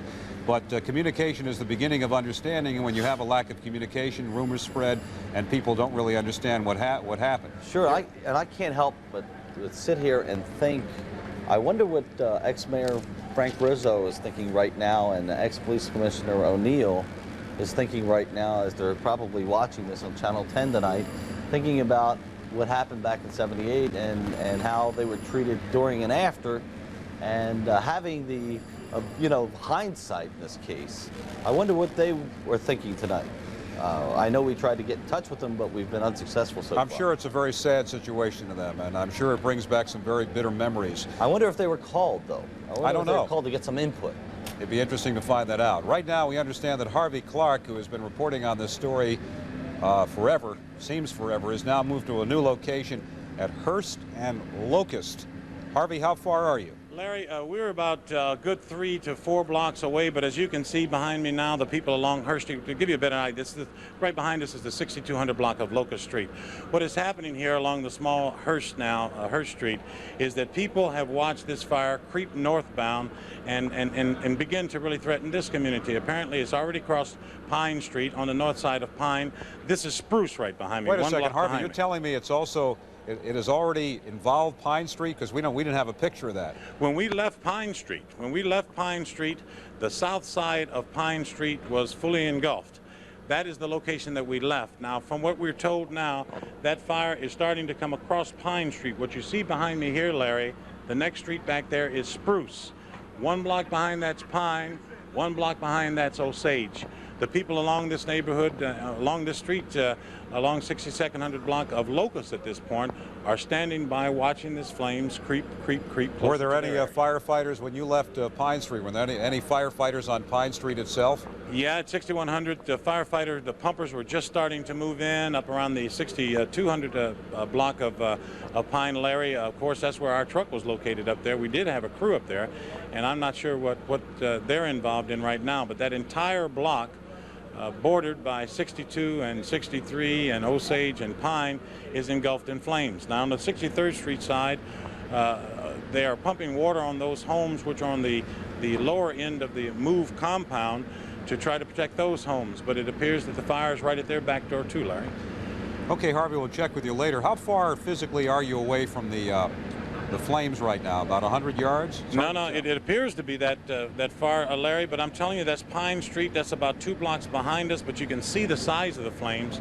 It's all out of control. There is no signs of any water from our location now. We are on the north side between just at Locust Street, just off Spruce. People now are starting to gather here, watching the fire slowly creep in their direction. You know, when this all started several hours ago, no one would ever have thought that this would have happened, but there's a real possibility that 1 or maybe 2 square blocks could be lost here, Larry. Oh, we've got a multi-alarm fire. They tell me, Harvey, it's still 5 alarms. It probably has gone up. We haven't received any word from Fire Radio, although we should be checking with them if we haven't already. Is there any stakeout activity in your area? No police activity, of course. You know, in this area, people were considered to be way out of the bounds of any danger, but now it's lurking maybe a quarter of a mile or a block and a half away, Larry. At this point, we see no firefighters here. If we get another look there, you just see that the people have a vantage point right now, where I think what we're seeing back here is that the flames have crossed Pine Street northbound.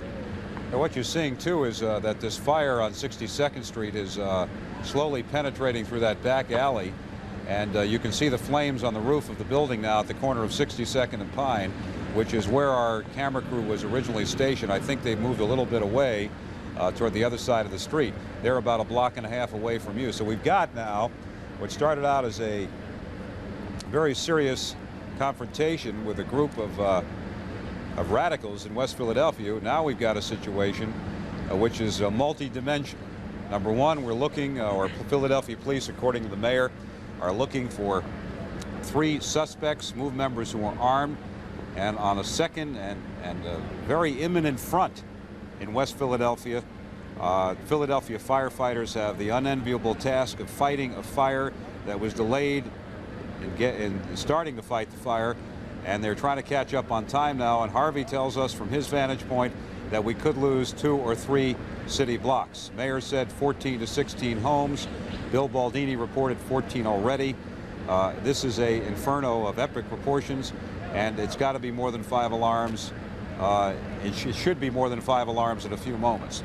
The fire commissioner's on the scene. We don't know, again, this is just speculation that we talked about earlier. We don't know if Philadelphia firefighters are declining to fight the fire, and it's not safe for us to say that. We will find out more about that in the hours ahead and in the days ahead.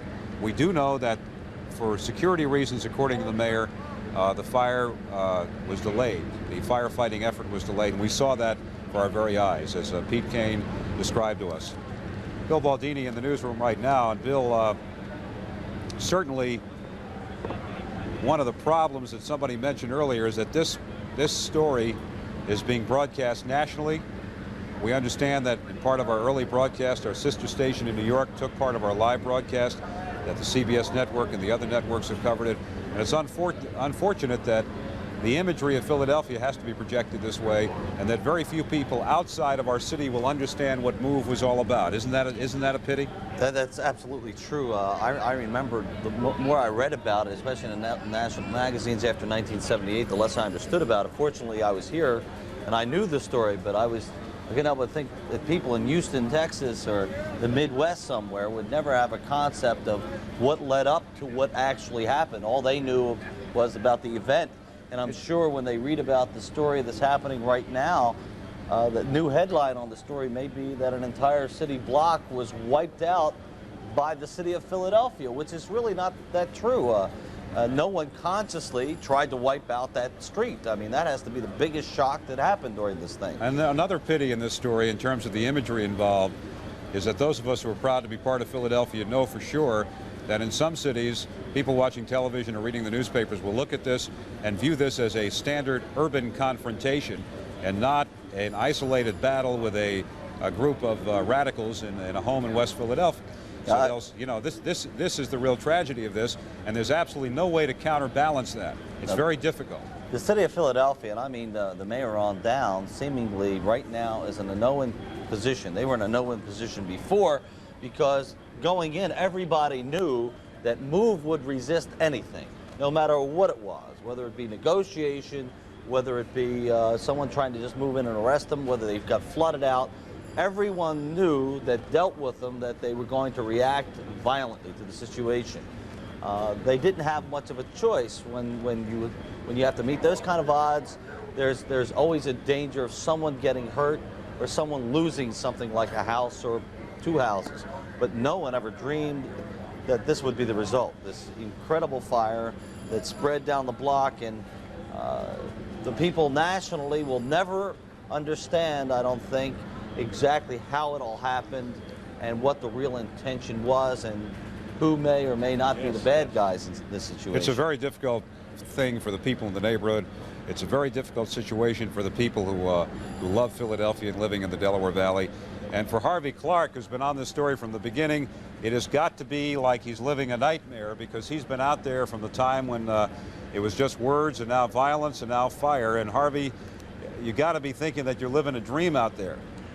A bad dream, Larry. Actually, I think that everyone in West Philadelphia is right now. If you drive around within 2 or miles or so of the actual fire scene, people are standing out on their porches, looking up at the fire, looking up at the flames. I think that Councilman Blackwell might have hit on something earlier when he said something went awry here. Certainly this was not in the game plan.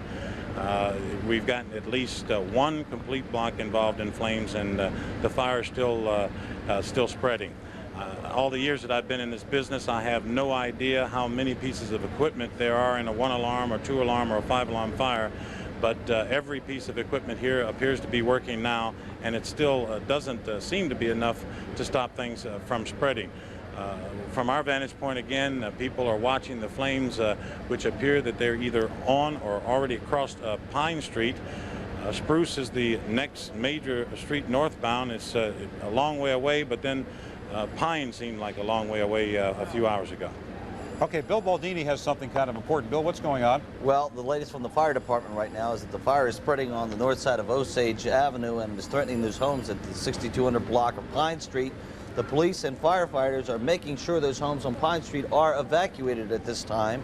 Of course, homes in the 6200 block of Osage were evacuated earlier.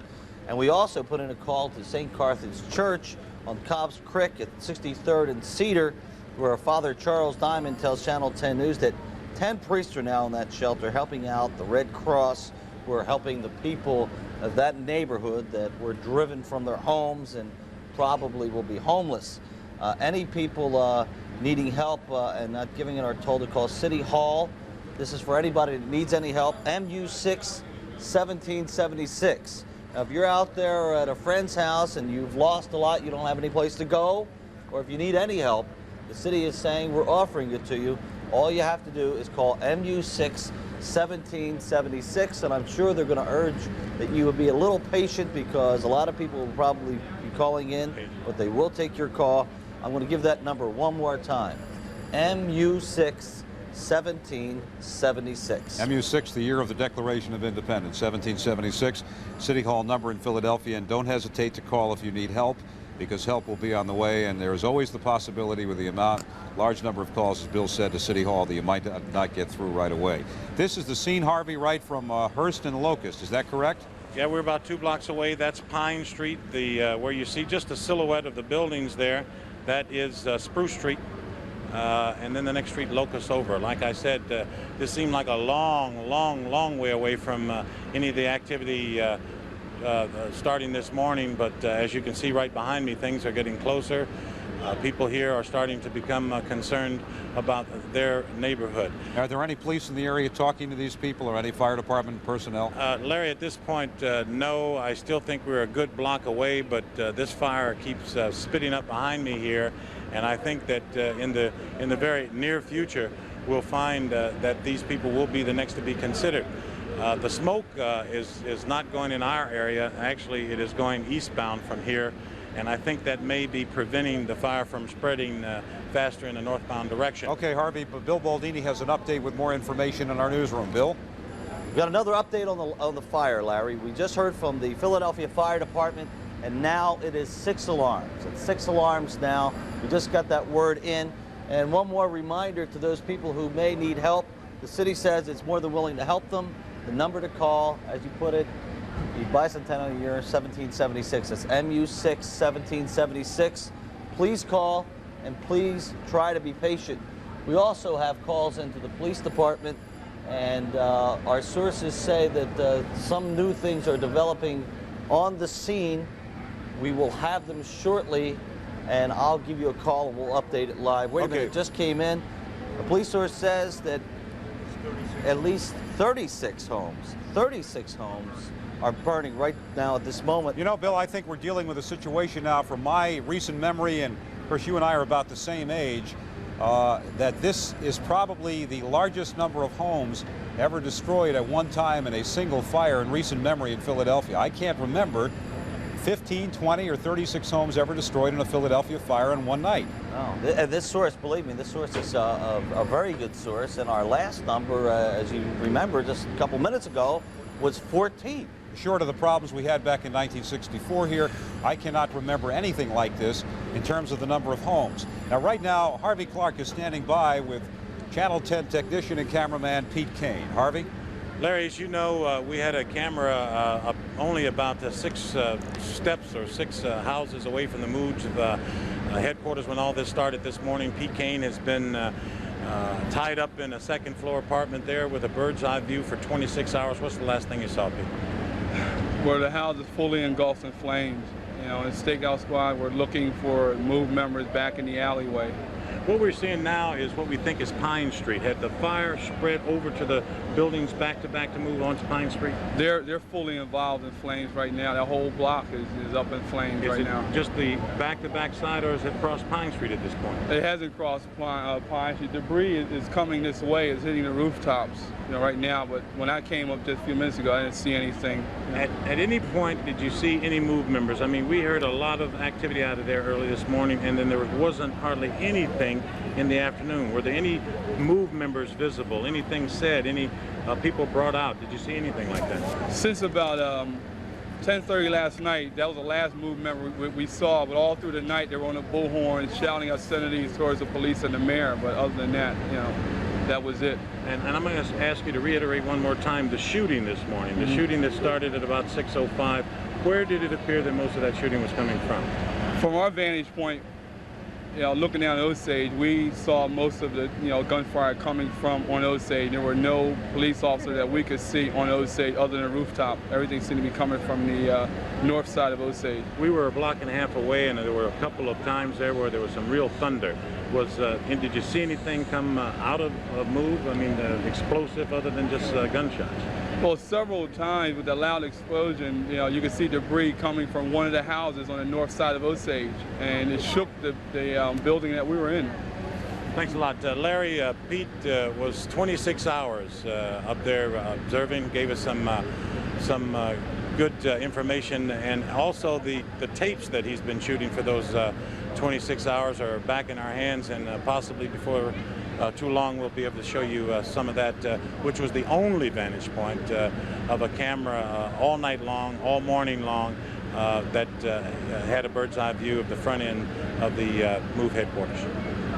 Okay, thank you, Harvey, and certainly thank you, Pete Kane, for service above and beyond the call of duty there in the last 24 to 26 hours. Right now we are dealing with a very dangerous situation, a fire that, according to Bill Baldini from police sources, has enveloped as many as 36 homes. A fire that as early as 45 minutes ago, the mayor had said would involve 14 to 16 homes, and he really didn't know how many would be destroyed. It is a fire that is quickly spreading, that is being fought very vigorously now. We do not, again, we do not know the status of the first part of the story, the 3 male, apparently male adult members of MOVE that are on the street with weapons. We don't know where they are. We don't know whether they're alive. We don't know whether they're casualties. We don't really know much about that situation. And we do know, though, that this fire is out of control. And certainly it's been a day of a lot of sights and sounds, and I'd like to call on Harvey Clark for some impressions. Although the night is not over, I'm sure you have some feelings you'd like to express. Harvey. Larry, at this point, the only feeling that I have is that I had no idea when this all started this morning that this was going to spread this far. I don't think anybody did. I think something did go wrong here.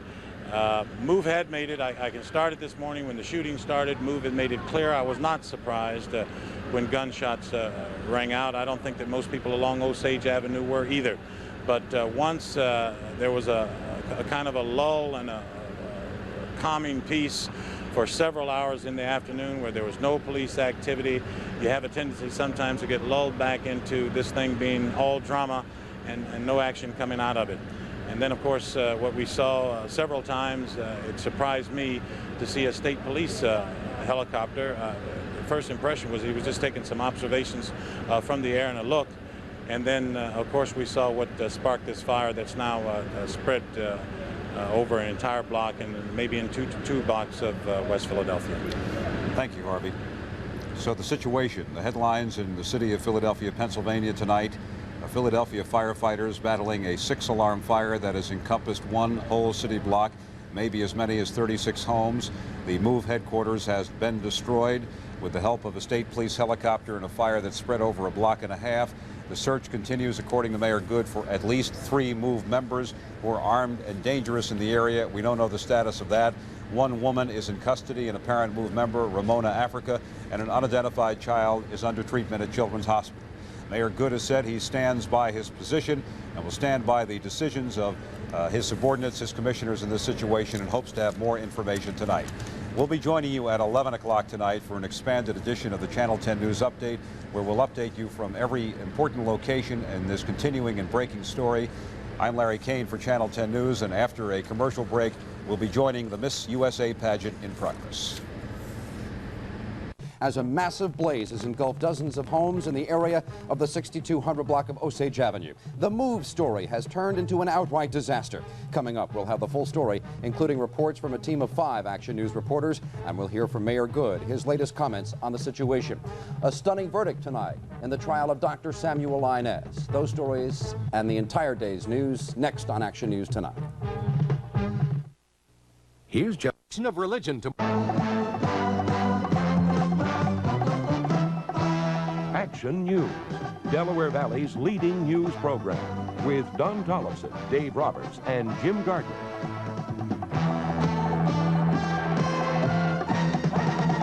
This the scene tonight in West Philadelphia. The MOVE house and numerous other homes going up in flames. Mayor Wilson Goode says as many as 36 houses have been affected, many of those completely destroyed. The tragic story of the city pitted against MOVE. It is a brutal story.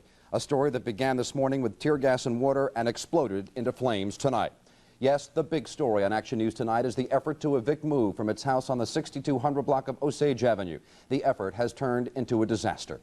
All night long, an increasing number of firemen have been trying to battle what is now a 6-alarm blaze. It broke out at the MOVE house, but has now spread to many homes on Osage and even to Pine Street. The blaze was sparked by an incendiary device dropped from a helicopter at 5:30 tonight. Word has it that the device was designed to stun those people in the MOVE house. If it did that, it also did much more. Tonight, dozens of Philadelphians are faced with the loss of everything they own. But the story doesn't end there. Firemen and members of the stakeout unit were extremely cautious earlier tonight as they ventured into homes on the periphery of the blaze. The indication was that they were still concerned about the possible presence of MOVE members despite the bomb and despite the fire. And then Mayor Wilson Goode told reporters that yes, in fact, 3 or 4 MOVE members were in an alley behind Osage and were armed and did fire at police and fire personnel. He also confirmed that one adult MOVE member, a woman, Ramona Africa, was taken to Misericordia Hospital with burns and that one child was taken to Children's Hospital. To this point, we have had no reports of any police injuries or firemen injured beyond the 3 minor injuries earlier today. Action News reporter Chris Wagner is now live near the scene of the fire. Chris, you have been covering the blaze all night long. What's the latest? Jim, it has been 5.5 hours now since that incendiary device was dropped out of that helicopter, and it rages on. Nobody around here has ever seen anything like this. You know, for a while it was just a little waft of smoke, and it seemed like they had put it out way back around 6 o'clock tonight. And then it just took off, and it doesn't stop taking off. For a while, about 20 minutes ago, it looked as though they had contained it to the middle of the blaze. The 2 ends seemed to be at least just smoking, if not out, and then all of a sudden it erupted again. So I haven't gotten the official word on what the firefighters are saying, but they're not making a lot of progress. I must say that there are more firefighters fighting it within the last half hour than they have been for the 5 hours preceding the last half hour. There's a lot more water being trained on it, and we can only hope that it will do some good, but it looks as though this is going to burn for a long, long time. I have to say, the people up on the roof with us, there aren't many of them, but there are some people from the neighborhood up on the roof with us, and they're horrified and stunned. You know, on the one hand, they say they wanted to move people out. When I told them about the child who had come to the hospital, it's so badly burned, only complaining about hunger, they were horrified. And yet they look at this and say there must have been a better way. It's a disaster, Jim. Reporting live, this is Chris Wagner. Okay, Chris, as we have heard, some of the members of the MOVE group inside the house have been taken to area hospitals. Let's get updates. First from Vernon Odom at Misericordia. Ramona Africa was brought here to Misericordia Hospital at 7:50 tonight by Philadelphia police after she was captured outside the MOVE compound sometime after the massive fire broke out there this afternoon. According to one of the doctors who treated her for relatively minor injuries, her stay in the emergency room lasted less than an hour before police took her to the roundhouse. We believe that they were all secondary burns, and I suppose serious, not extremely serious, no. She refused treatment, I understand. She did allow us to examine her, and she accepted a certain amount of treatment. She allowed us to put dressings on her wounds briefly, but we were not able to do all of the treatment that we wanted to do. So Ramona Africa, the MOVE spokesperson in recent weeks, is in police custody tonight, facing multiple charges. Vernon Odom, Channel 6 Action News in West Philadelphia. And now to Children's Hospital and Action News reporter Lisa Thomas-Laurie. Jim, the child being treated here at Children's is male, about 9 years old. He is suffering from second and third degree burns on his arms and legs. All officials know at this point about his identity is that his last name is Africa. Dr. Stephen Ludwig was here when the child arrived at the hospital. Doctor, did the child have anything to say about who else, what other children especially, were in that compound? He indicated that there were 5 or 6 other children in the house, but he didn't know if they had gotten out or not. He came out through the garage, apparently. That's what he said. You apparently said that he was naked when he arrived and was not apparently in any amount of pain, extreme pain. He was in some pain from the burns, but he really complained most about being hungry and thirsty and tired. Did he say how long it had been since he had eaten? He said that he had eaten 2 days ago. Okay, what about any reports of other children on the way to the hospital?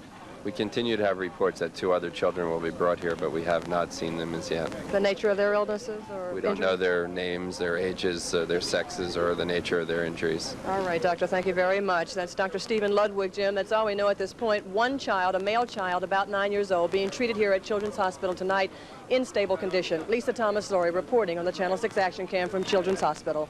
All right, Lisa, now we go live to Action News reporter Mark Howard at Philadelphia City Hall. Mark, this has been an extraordinarily difficult day for Philadelphia Mayor Wilson Goode. Jim, people who've been in and out of the mayor's office all day and this evening say they have never seen him so concerned in all his years in public life. Obviously, he is facing the biggest house fire perhaps in the history of the city. He had a news conference earlier this evening. We talked about all of the things that are happening, the things that could have happened, and I asked him what I guess is the toughest question, which is, well, here's the question on tape about an hour ago here at City Hall. Clock back somehow 24 hours. Is there anything that you would have done differently that might have yielded a different result? Oh, I don't think so. I think that you will find tomorrow morning, Wednesday morning, a lot of people who want to play Monday morning quarterback, or Tuesday morning quarterback.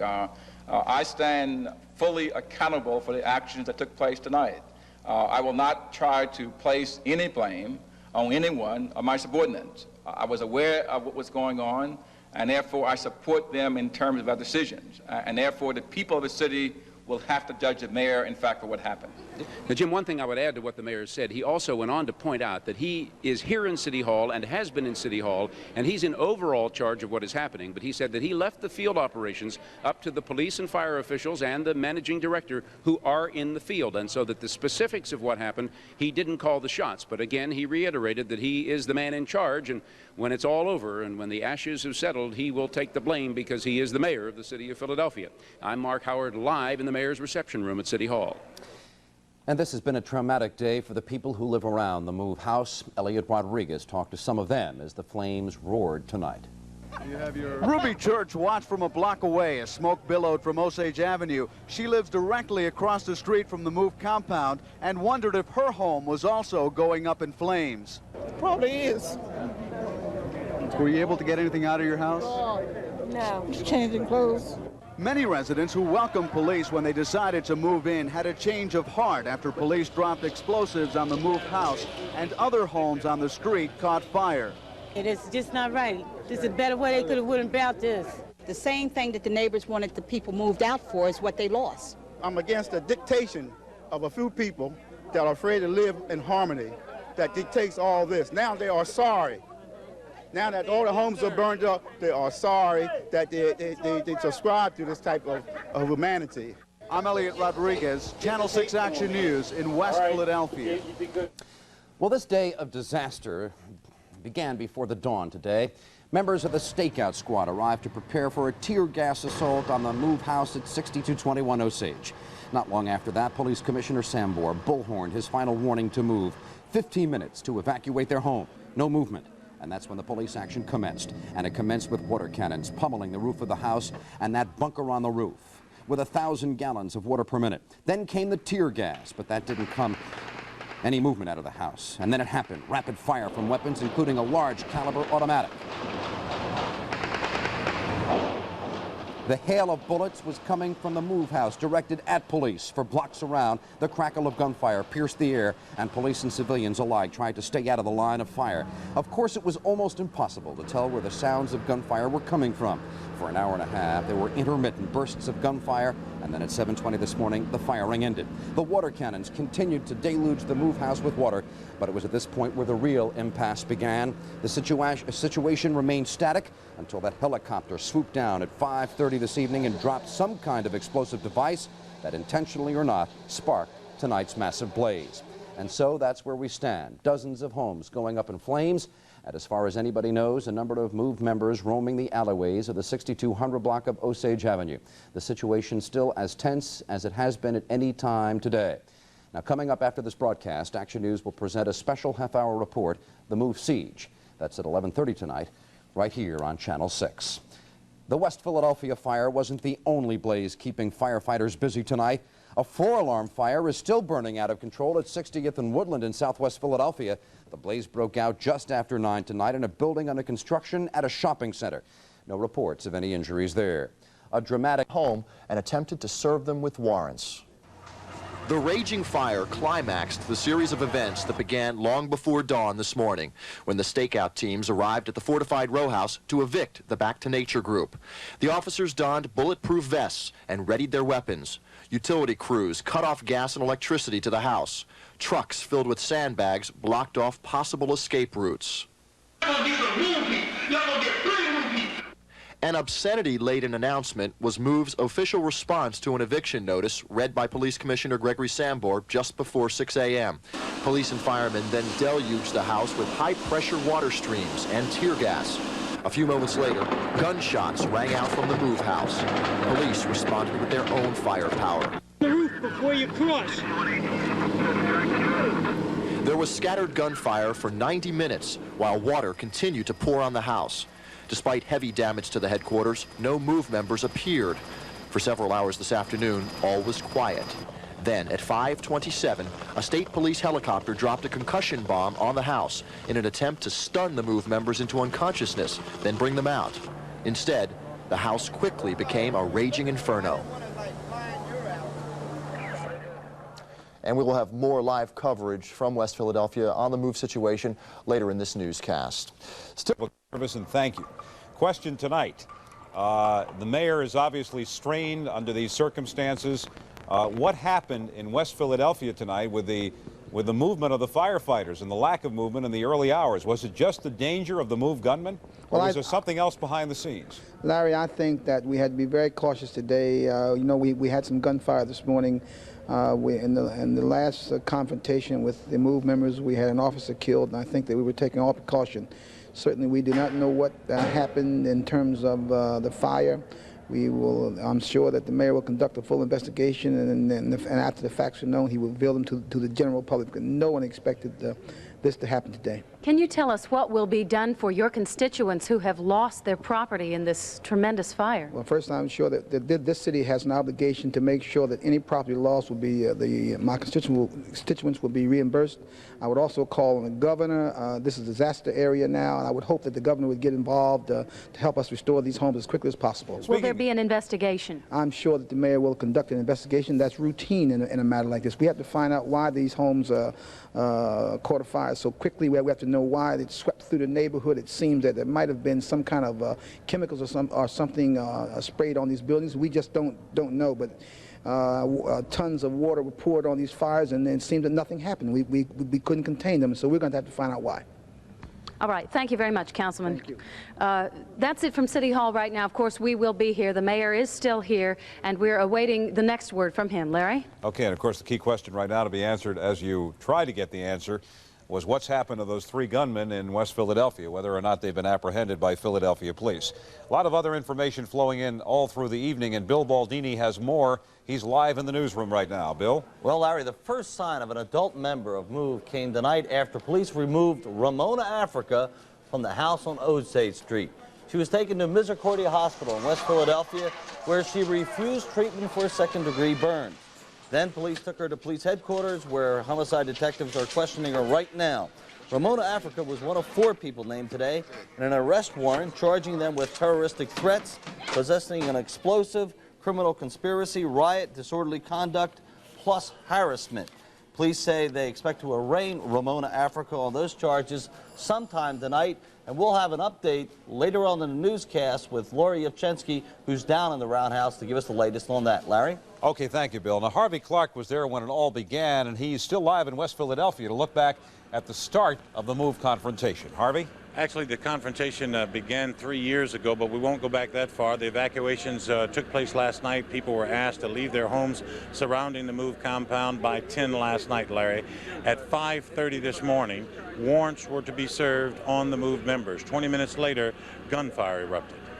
Sambor and Company, they just left the command post. Before dawn, a special unit of police positioned themselves to serve warrants on MOVE members. But just 20 minutes later, about 5:50 this morning, the shooting started. You hear the fire, Steve? I mean, they're really going at it now. It's automatic weapons.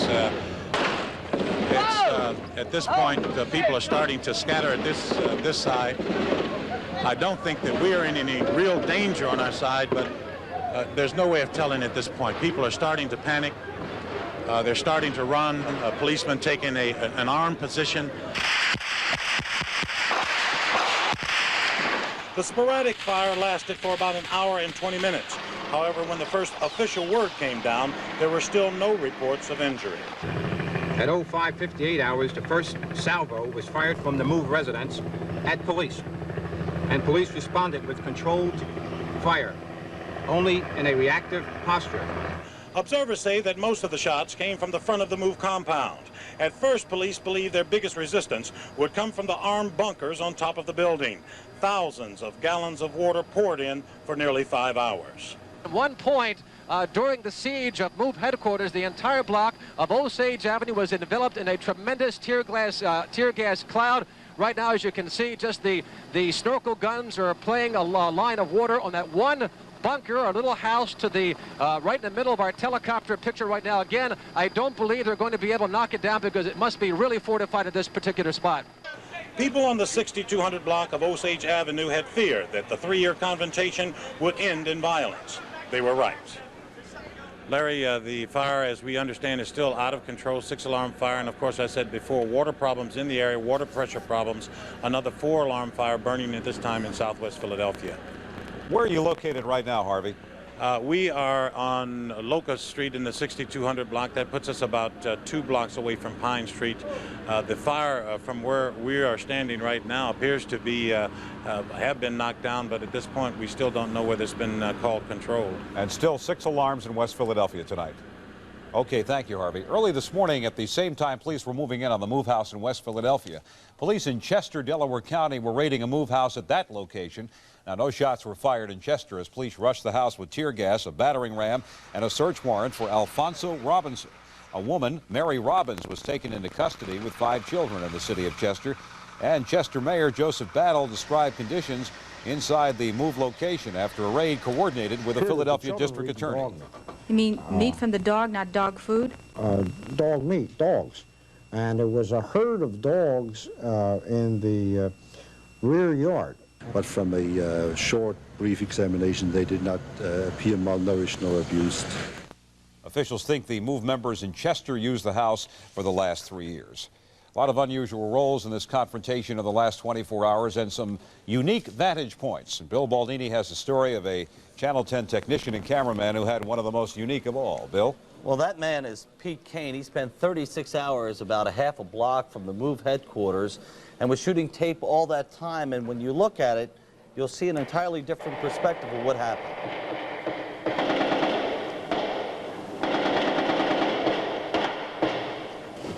Now that was the scene, and now what you're seeing are deluge guns being used to knock down part of that bunker that was on top of the MOVE roof.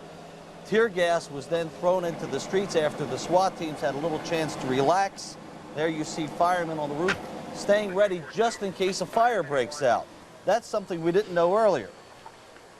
It wasn't long after that when fire finally did break out on the roof of the MOVE building. Later, the fire engulfed the entire house and then spread to a second home, a third home, a fourth home, then the whole block was gone. Then a little while later, down the street, firemen and police were trying to get into a house, as you can see right there. They were probably looking for MOVE members inside, and the firemen had to be guarded by the police. Then the firemen helped SWAT teams break into other homes, and the reason is because they felt those MOVE members might have tunneled out. From this point of view, it also looks like the firemen tried to put out the fire early. We got reports that the alarms were pulled much later. But through these scenes, what you see are deluge guns being used when the fire first started. So that's a brand new perspective on what we thought we knew about all night. So it looks like the firemen were on the job, were prepared to evacuating the neighborhood residents for their own protection. After midnight, police went door to door to remove any stragglers, and the police towing squad called in to clear the streets for the fire trucks and police vehicles which were to follow. About 3 o'clock in the morning, police stakeout units arrived in the scene on force and began filling tear gas canisters. Along Pine Street near 62nd, a fire truck with a high-pressure water cannon swung into position, taking aim at the rooftop bunker on the MOVE compound. Philadelphia Electric Company crews cut power to the now almost deserted 6200 block of Osage Avenue, and the siege began.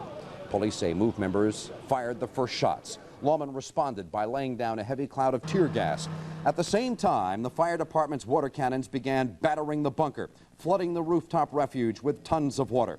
The shooting kept coming from the MOVE row house for nearly an hour and a half. The water barrage kept up for hours. It wasn't just tough on the participants. Even the observers had their share of tense moments. This was the reaction of Louise James. She is the sister of MOVE founder John Africa and the mother of one of the MOVE members living in the besieged Osage Avenue house. It was after 4 o'clock when Mayor Wilson Goode made his first public appearance to reporters. This the scene in Philadelphia City Hall this afternoon. Goode expressed his concern for the children living in the MOVE house, but he made it very clear that he would not allow MOVE members to continue occupying the structure. Then just before 5:30 this afternoon, 12 hours into the standoff, a police helicopter made a low pass over Osage Avenue. Police at the scene were holding their ears. They obviously knew what was coming. A loud explosion that shook the area for blocks in every direction.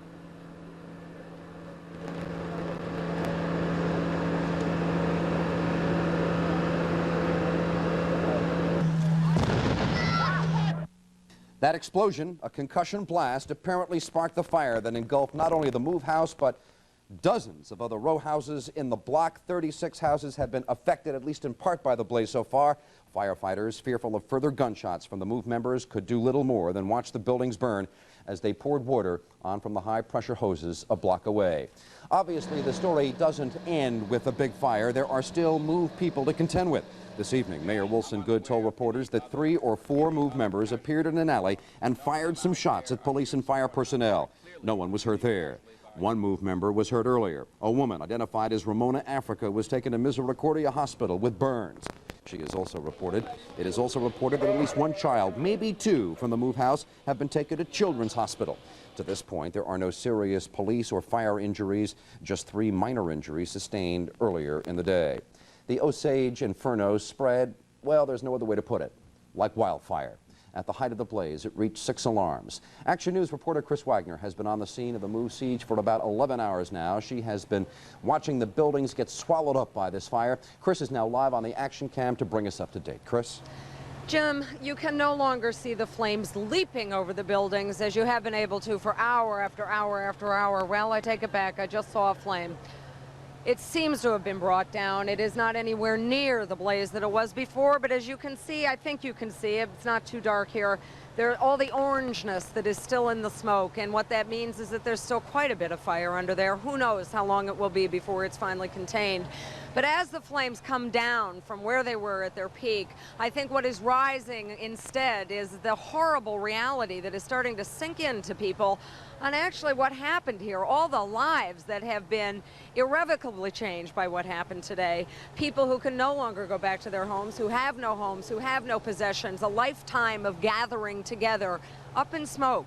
People wanted the move out, the move group out. They seem to be unanimous in that, all the neighbors and people in the surrounding neighborhood. And yet the flames, and now look at the smoke and start thinking about the reality of what life will be. To many people around here, it is seeming like an awfully high price, and many people are wondering why it couldn't have been done differently. There are many, many questions that will be asked about this, and they've all centered on the smoke that is still rising up behind me. Those answers, I guess, will take a while in coming, Jim. Reporting live, this is Chris Wagner. As the day's dramatic events began to unfold in the early morning hours, it was quite apparent that the actions by the mayor, the police commissioner, and the managing director had the backing of other city officials.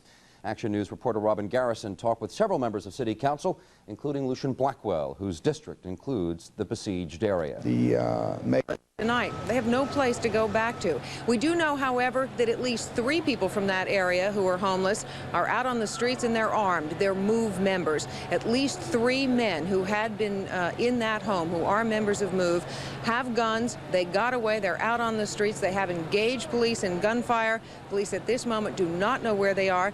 We also realize that there are a number of children who are unaccounted for. We have absolutely no idea what has happened to them, where they might be at this point. Jerry? Diane, the folks who have been displaced because of the fire damage to their homes, do we have any idea tonight where they are? Do they have some place to stay? Well, we do know that quite a few of the people still are at the local Catholic church. Many of these people, at least 15 of the families on Osage Avenue, belong to this local parish. They all went there assuming that they'd be able to go back, and they will be able to stay there at least for tonight and possibly for a few more nights. Where everybody else went, I'm not sure. Many people went to families. Of course, their idea was that they just leave for the one day. They all expected to be back tonight. All right, Diane Allen at the scene of the MOVE confrontation. We will, of course, be live throughout the evening if there is anything to report to you on this very tragic story, the story that has caused much devastation of property, but thankfully so far no loss of life. And we will be here. Stay with Eyewitness News throughout the night. We will have the very latest for you on this MOVE situation. And for now, that is Eyewitness News Nightcast. I'm Jerry Penacoli. The story of the radical group MOVE and what happened tonight is not over. We will have more on what happened on Osage Avenue tomorrow morning on 3 Today. Eyewitness News at noon, 5:30, and 6. There are many, many, many people tonight who have helped bring the story of MOVE into your home. From all of them, the entire Eyewitness News team, sleep well. Have a good evening. We now join Johnny Carson, already in progress. Good. People, a really tragic night. I think it's probably the worst day in all the time that I've been an elected official, and no one can really explain what happened today. The day started out, we thought that we could possibly solve this problem with the least amount of violence, but it seems that it was not to be. I believe that the mayor took every precaution. He discussed the thing thoroughly. At times, he had misgivings about even doing it. He asked questions from everyone that attended meetings with him. He made sure that he understood the problem thoroughly. And at that point, when the pressure was the greatest, I think he decided to go in. I know it's early, and we'll learn a lot more about what happened, why it happened, but Can you tell the people in that neighborhood who live in the 30 or more homes that were destroyed and others damaged, can you tell them what the city, what the government will do for them? First, as their councilman, I can assure them that every property that was destroyed will be restored with no cost to the citizen at all. It was not their fault. This was an act of the city. We were trying to correct a very serious problem. The properties were damaged as a result of something that was done by the city, and we tend to see that they're properly compensated for it. Councilman, thank you very much, and good luck in what's going to be a tough period ahead. Councilman Lucian Blackwell, who represents that area of West Philadelphia that is still burning tonight. Jim? Mark, I have a question. The mayor told us tonight that he asked the people of that neighborhood, do you know what you're asking for? It makes me wonder if, in fact, the pressure had not been there from the community to clear move out of the house. Would the city have felt compelled to take unilateral action, or was the city responding specifically to community pressure? Well, I can tell you this, that a couple of minutes ago while chatting with Councilman Blackwell before we went on live, he said that a year ago when they went over to look at the situation with MOVE, people said, hey, don't get nervous, it's not that bad. You know, they're a little bit kooky, but it's okay. The pressure's been building. It's been in recent months when it became apparent, according to the mayor, that these people wanted a confrontation, and they built the pressure, and they forced the hand, and as the people here at City Hall see it, they left him no choice. All right, Mark Howard, live from City Hall. Thank you. When our special report continues tonight, we will hear from the MOVE neighbors, the folks who have been caught smack in the middle of this crisis, when we continue. Action in West Philadelphia came after months of complaints by neighbors of the MOVE compound on Osage Avenue. A large number of the neighbors on Osage and surrounding streets wanted the group moved out, and they welcomed the city's decision to finally take action against MOVE. But as the day went on, some people's attitudes started to change, and after a police helicopter dropped explosives on the house, some residents said police had gone too far. I think it's a shame. They could have talked to these people several days instead of just rushing into it like this. They were too hasty. They did it, and that's awesome. Any way you look at it, it's awesome. It's just another way it could have been handled. And the way I feel that it could have been handled is that they could have picked them up off the street. Ruby Church, who watched the fire from about a block away, lives directly across the street from the MOVE compound. Do you support the police going in there to get MOVE out? No. No, because they might kill me.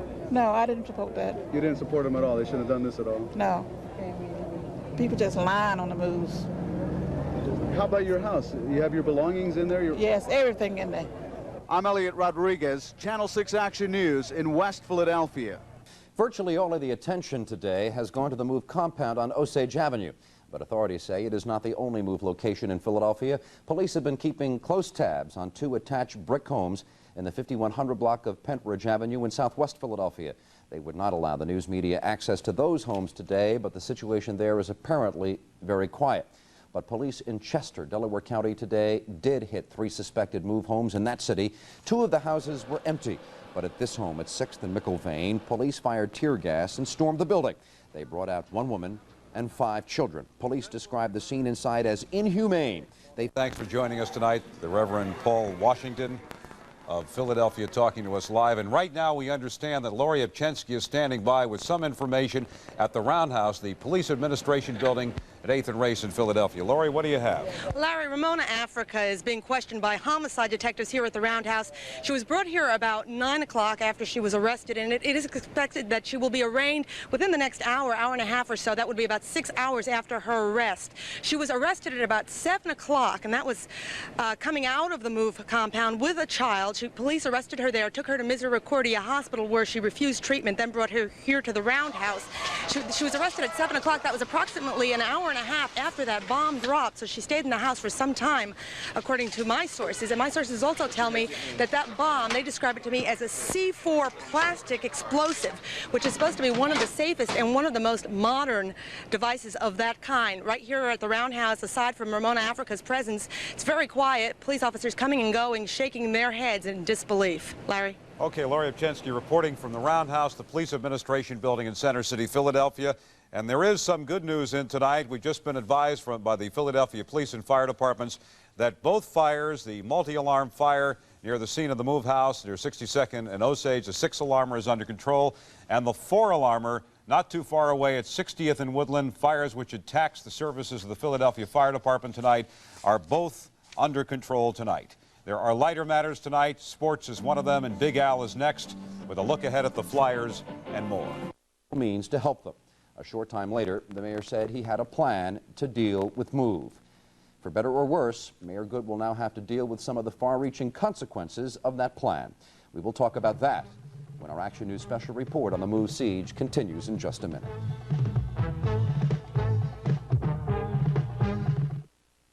He tried talking the MOVE members out of the House and set a late afternoon deadline for those talks. When it came and went without an end to the siege, Sambor said he decided to use a so-called concussion bomb to, as he put it, secure the building.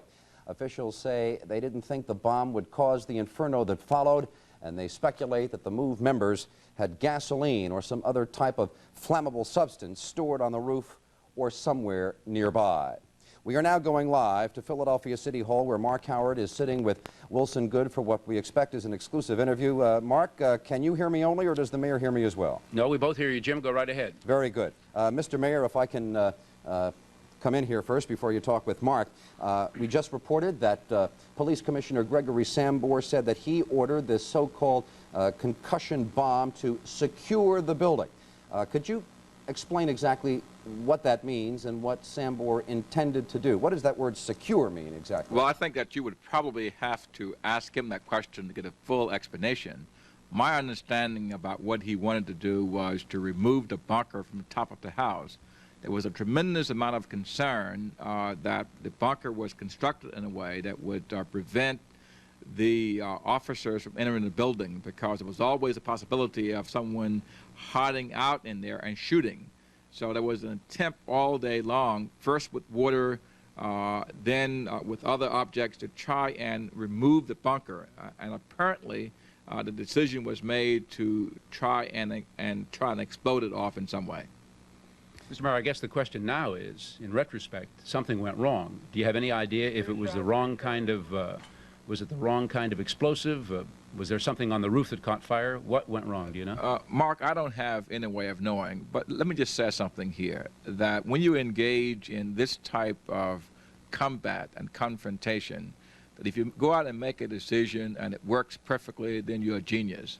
If it fails or ends up in a disaster like this, then that you're condemned.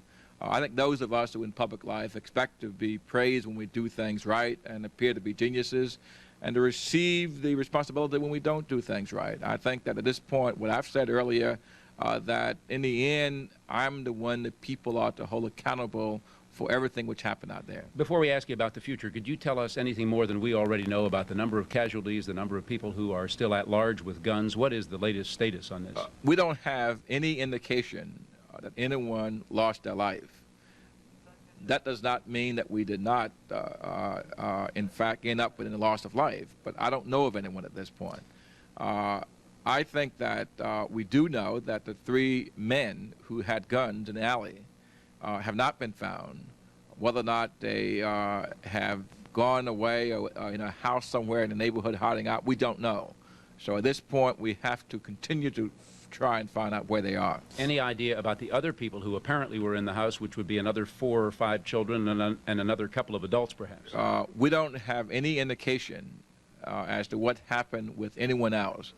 We saw 3 leave the house, plus the woman and the 9-year-old child. We don't know of anyone else. Therefore, I don't know how to respond. So that's the update, Jim. Obviously, you have some more questions. Well, Mr. Mayor, we've heard a lot of facts today and this evening, and I suppose it's getting to the point where we're hearing the same facts over again, something that we have not heard that perhaps you can provide for us. I suppose it's fair to say this has been your most difficult day as a public servant, and I imagine that you went through some very tough moments today. I don't mean to delve too much into something that's not my business, but I wonder whether you could share with us some of your inner thoughts as the events of today unfolded.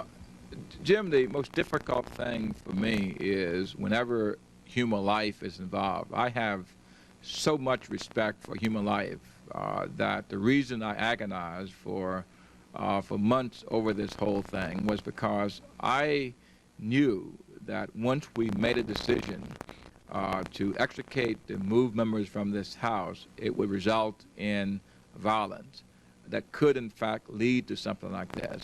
And they're innocent children who are really victims. And I just really have a deep emotional feeling when we have children involved. And I think that anyone who is a human being must feel a deep hurt down inside to know that there may very well have been some young people who lost their lives. It's difficult to imagine anybody taking on this kind of awesome responsibility. I wonder if there was a moment at any point during the day when you doubted your ability to command, as it were, or if you were always confident that you were doing the right thing at the right time. And I mean no disrespect by that question. I hope you understand that. But the events that surrounded you today were so problematic and so awesome that I would ask that question of anyone, certainly. Jim, I was the chairman of the PUC when 3 Mile Island took place, so I've had some experience of dealing with disasters of this kind. But I never doubted my ability to make a sound decision or to render a sound judgment on an issue. The only thing that, as I said, that I really felt a deep hurt down inside about, very emotional hurt, was about the children. I just really can't seem to come to grips with the fact that the children had to perhaps end up this way. And I hope that they all are all right and that no one lost their life. But I can say to you that I'm comforted. I feel strong. I feel very much in control. I know that the next few days will be very difficult for me in responding to questions, but you know, no one promised me a rose garden here, and I'm prepared to make the tough decisions. Thank you very much. Thank you, Jim. Mayor Wilson Goode, and get a good night's sleep, and we hope that tomorrow is a better day than it was today. All right, sir. Thank you. Thank you. For Mayor Wilson Goode, for Philadelphia's police and firefighters, and for residents forced out of their homes around 62nd and Osage Avenue, this day has been one long and awful ordeal. And it is far from over, as Mayor Goode suggested just a minute ago. Dozens of homes continue to burn. An unknown number of heavily armed MOVE members continue at large, possibly roaming the alleyways of the Osage Avenue area. The situation is as tense now as it has been all day. We will continue to follow it for you as long as it takes. For now, I'm Jim Gardner. Good night. This has been an Action News special report, The MOVE Siege, with Jim Gardner.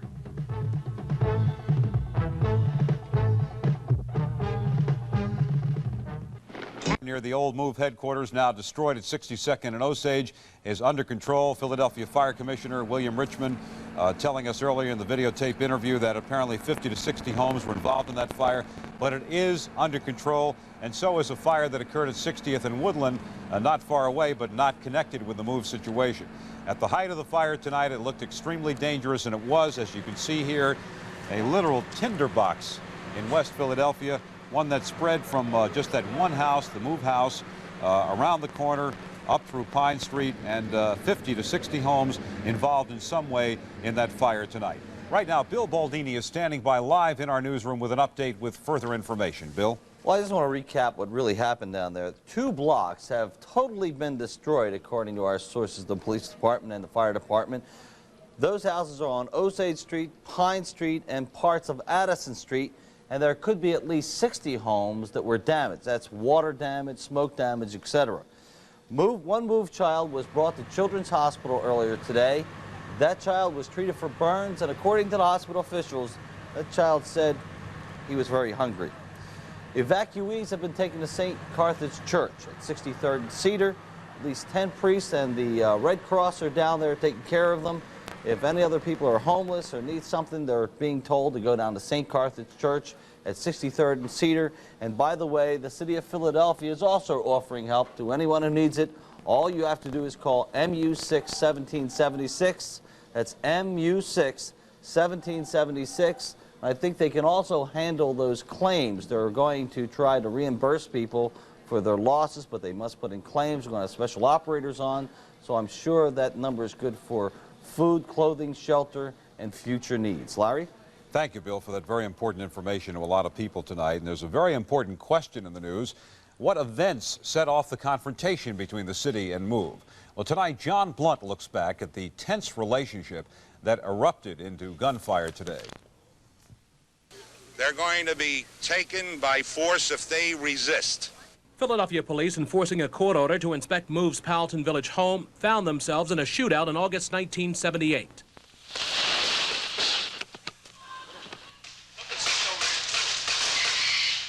With the shooting stopped, Police Lieutenant James Ramp was dead, 11 people injured, and a MOVE member beaten before the cameras. In August 1984, some 6 years later, police first went to a new MOVE home on Osage Avenue after residents complained of a man on the roof with a gun. MOVE members on a bullhorn spoke out.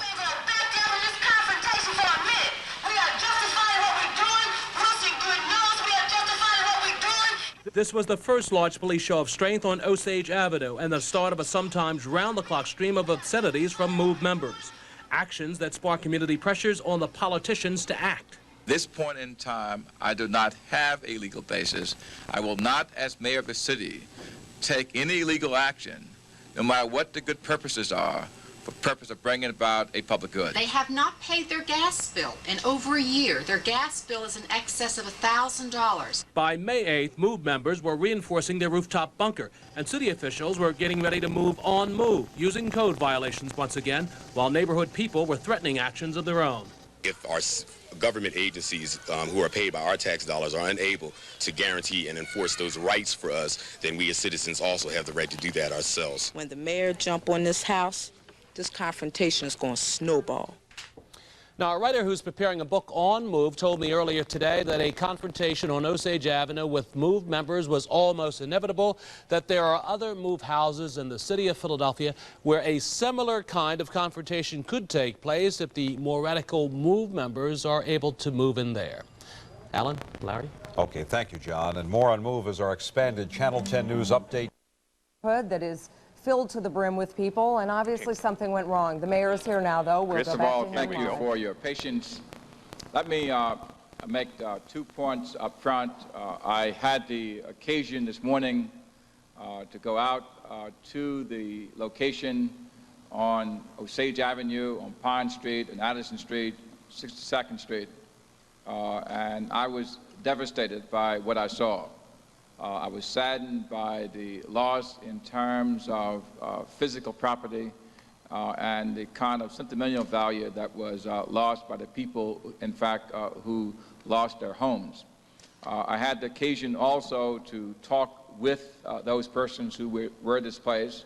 I told them that, in fact, that we would make them whole, that we would, in fact, rebuild their homes. Those who wanted to do so on the same location, if they wanted that to happen, that we would in fact proceed with that. I think that what we have here is a situation which in human dimension is very, very tragic. One that I know in terms of the loss of people cannot in fact be replaced. I want to, before I proceed, just say a couple things, and that is that I have with me today Bill Richmond, who is from the fire department, who will be available to respond along with myself to questions. But before we go to that part of it, I also have Pat Gillespie here from the Building Trade Council, who wants to come forward and just indicate, Tom Muldoon from the Visitor Bureau, indicate their commitment and support for what we will do here.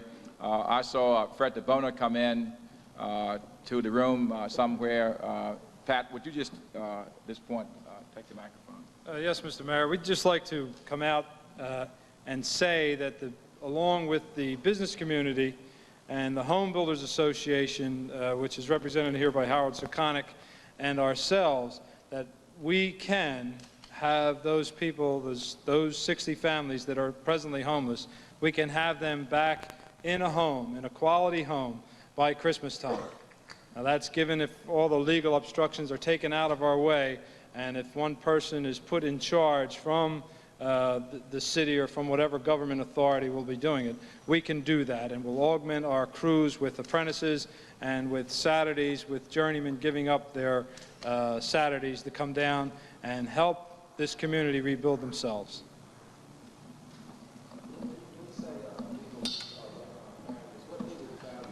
Well,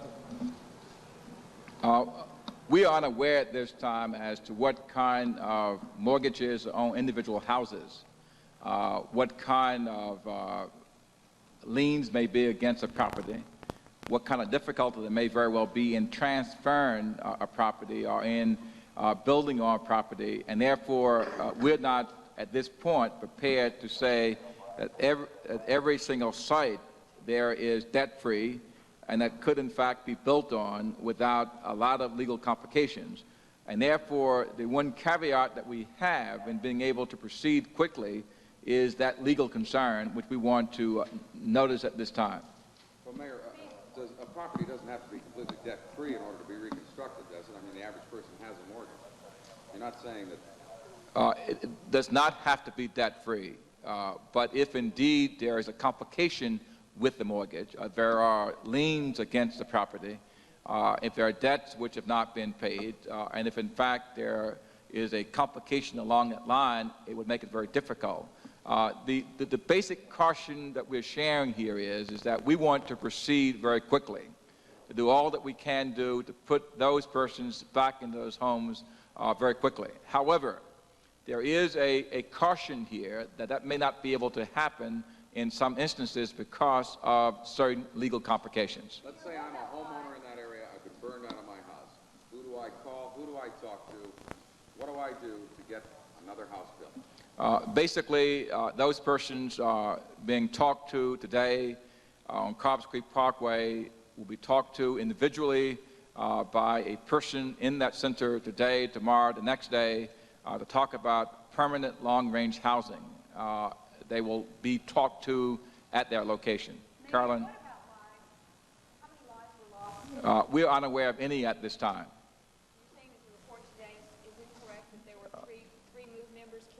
Well, I'm saying to you that the report in your newspaper was, in my view, irresponsible. And based upon all the information that which I have, it is inaccurate and irresponsible. That's correct. That's correct. No, I did not say that. I said that to date, there had not been any bodies found. And would you not interrupt me until I finish talking, please? Would you repeat your question, please? Were there any improvements? Did everyone get out of the house? We do not know. We have not been able to go inside the houses or to go through any rubble there whatsoever. And therefore, the story which appeared in a local paper today was inaccurate in my view. We're working on that now, and the fire commissioner who is here may be able to respond to that more at this time. Bill, would you just respond to that? To this point, and I have my beeper turned on, there's to be called when they find any remains. There have none to this moment. Have you been inside the house? There's a hazardous situation in it. There's a lot of hanging walls, I-beams, etc. It's a hazardous situation. We'll have to do it very slowly and very carefully. It's a very important investigation. So, have you been inside the house? Have you been able No, to we have not. At all? When do you think this will begin going through the house? As soon as possible. Can you tell us if you expected a fire when you dropped that device on the building last night? I said it last night. We were there to essentially support a police operation. I'm sure the police did not anticipate the ultimate result. And as I understand it, that particular device should not have caused any incident. But you're the one who understands whether a fire is going to start. Yes, but there are variables here. The construction was older to that house. The roof had 2x10s. There's a lot of things that compounded this problem. So are you saying there were things you didn't anticipate? There may have been gasoline on that roof. It's conjecture. We don't know at this point. What kind of device was actually dropped? I can't answer that. That was a police part of the police operation. That? What exactly the device was? Was it a commercial ordinance? Was it something I'm told that it was a percussion hand grenade. It was a percussion hand grenade. Yes. Did you approve Is it normally dropped, Mr. Mayor? Pardon me? Did you approve of that being dropped? As I've said before, that the operation at the site was under the direction of Leo Brooks. The decision in terms of how to remove the bunker was made by Commissioner Sambor. However, that decision was reported to me, and I was told before, in fact, it happened, that they would proceed to try and remove the bunker at the top of the house with some type of device that would explode and knock the bunker off. That part of it worked. It worked perfectly according to plan. The thing that we did not anticipate in that was the fact that there would also be a resultant fire. Knowing that there were children inside, you approved the use of an exploding bomb? It was said to me, and based upon what I saw on television, the explosion of the bunker did not cause any structural damage to the house. It did, in fact, remove the bunker from the house, and no one could have anticipated at all that, in fact, there would be a resultant fire. Have any of your weapons experts conjectured as to why there was a fire? If that wasn't the device that was supposed to explode, what happened? What went wrong? We don't know at this point, and the people of the city deserve to have an answer to that, and as soon as I have information, I will give that to you. Why didn't you go out to the senior center?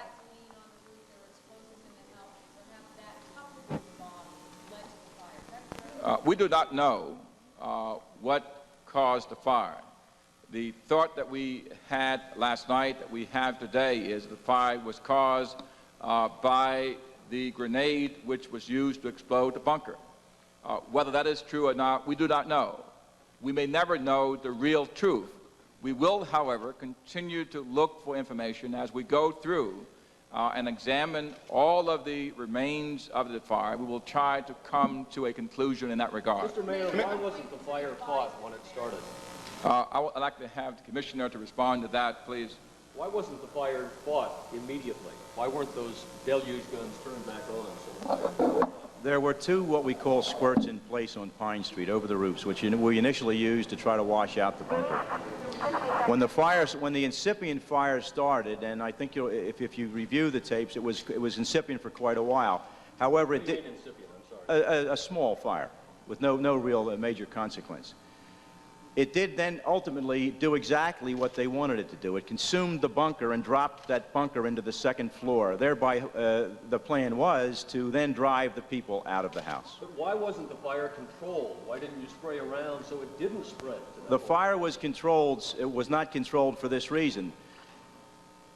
If you have never faced hostile fire, I cannot fully describe what was going on there yesterday. And I don't just mean in an urban environment, anywhere. I will not commit my people, and I was instructed not to commit my people with the support of both the mayor and the managing director. We are firefighters. We are not infantrymen. But, sir, why weren't those deluge guns? They were. They were intermittently put on both adjoining properties. It appears However, that when it on for half an hour. No, and the fire did not burn for quite a while. So, sir, That's the device I'm talking about, the squirts. They were used. Are you saying they were actually used when the explosion went off? No. How long after the explosion were they turned on? Well, I discussed this last night. The time frame I can't comment on because I wasn't logging it. Commissioner, we have a picture that shows when that bomb went off, there was an explosion of fire. You say it was an incipient fire. It looked like an explosion of fire on the videotape picture. Well, I think any time you detonate any device, you'll have a blast. It looked like the bunker was blasted away. Well, from our vantage point, again, out of the line of fire, yes, it looked like it did. Based on the loss, permitted to burn because your men were under fire. The homes were not permitted to burn. They didn't put out the fire because you... We are committed to saving life and property, and if I have to assign a priority, I will assign the priority to life. Based on the loss of these homes, how do you justify not fighting that fire? I don't think I have to justify it. When there were several of those houses that were lost, our firefighters were in 4 and 5 times and backed out because of either gunfire or report of movement by moved people. And that's the nature of the game yesterday.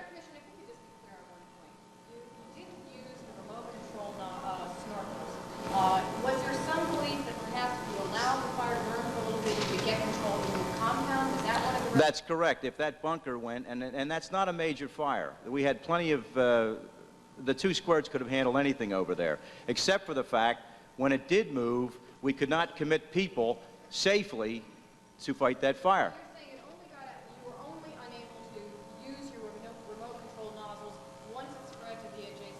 In the interest of safety to firefighters and police officers, no, we did not aggressively attack that fire. Mr. Your input was sought in deciding whether to drop this bomb? No, that was a police decision. Well, since you're in charge of fire, shouldn't your input have been sought? No, there was no indication that the result, what happened, would happen. Didn't they want some sort of small fire to burn away that bunker? I don't know what the tactical Mr. Mayor? rationale for that move was. I don't know. Mr. Mayor? Mr. Mayor? The bomb did what they wanted it to do, which was destroy the bunker and drop it into the...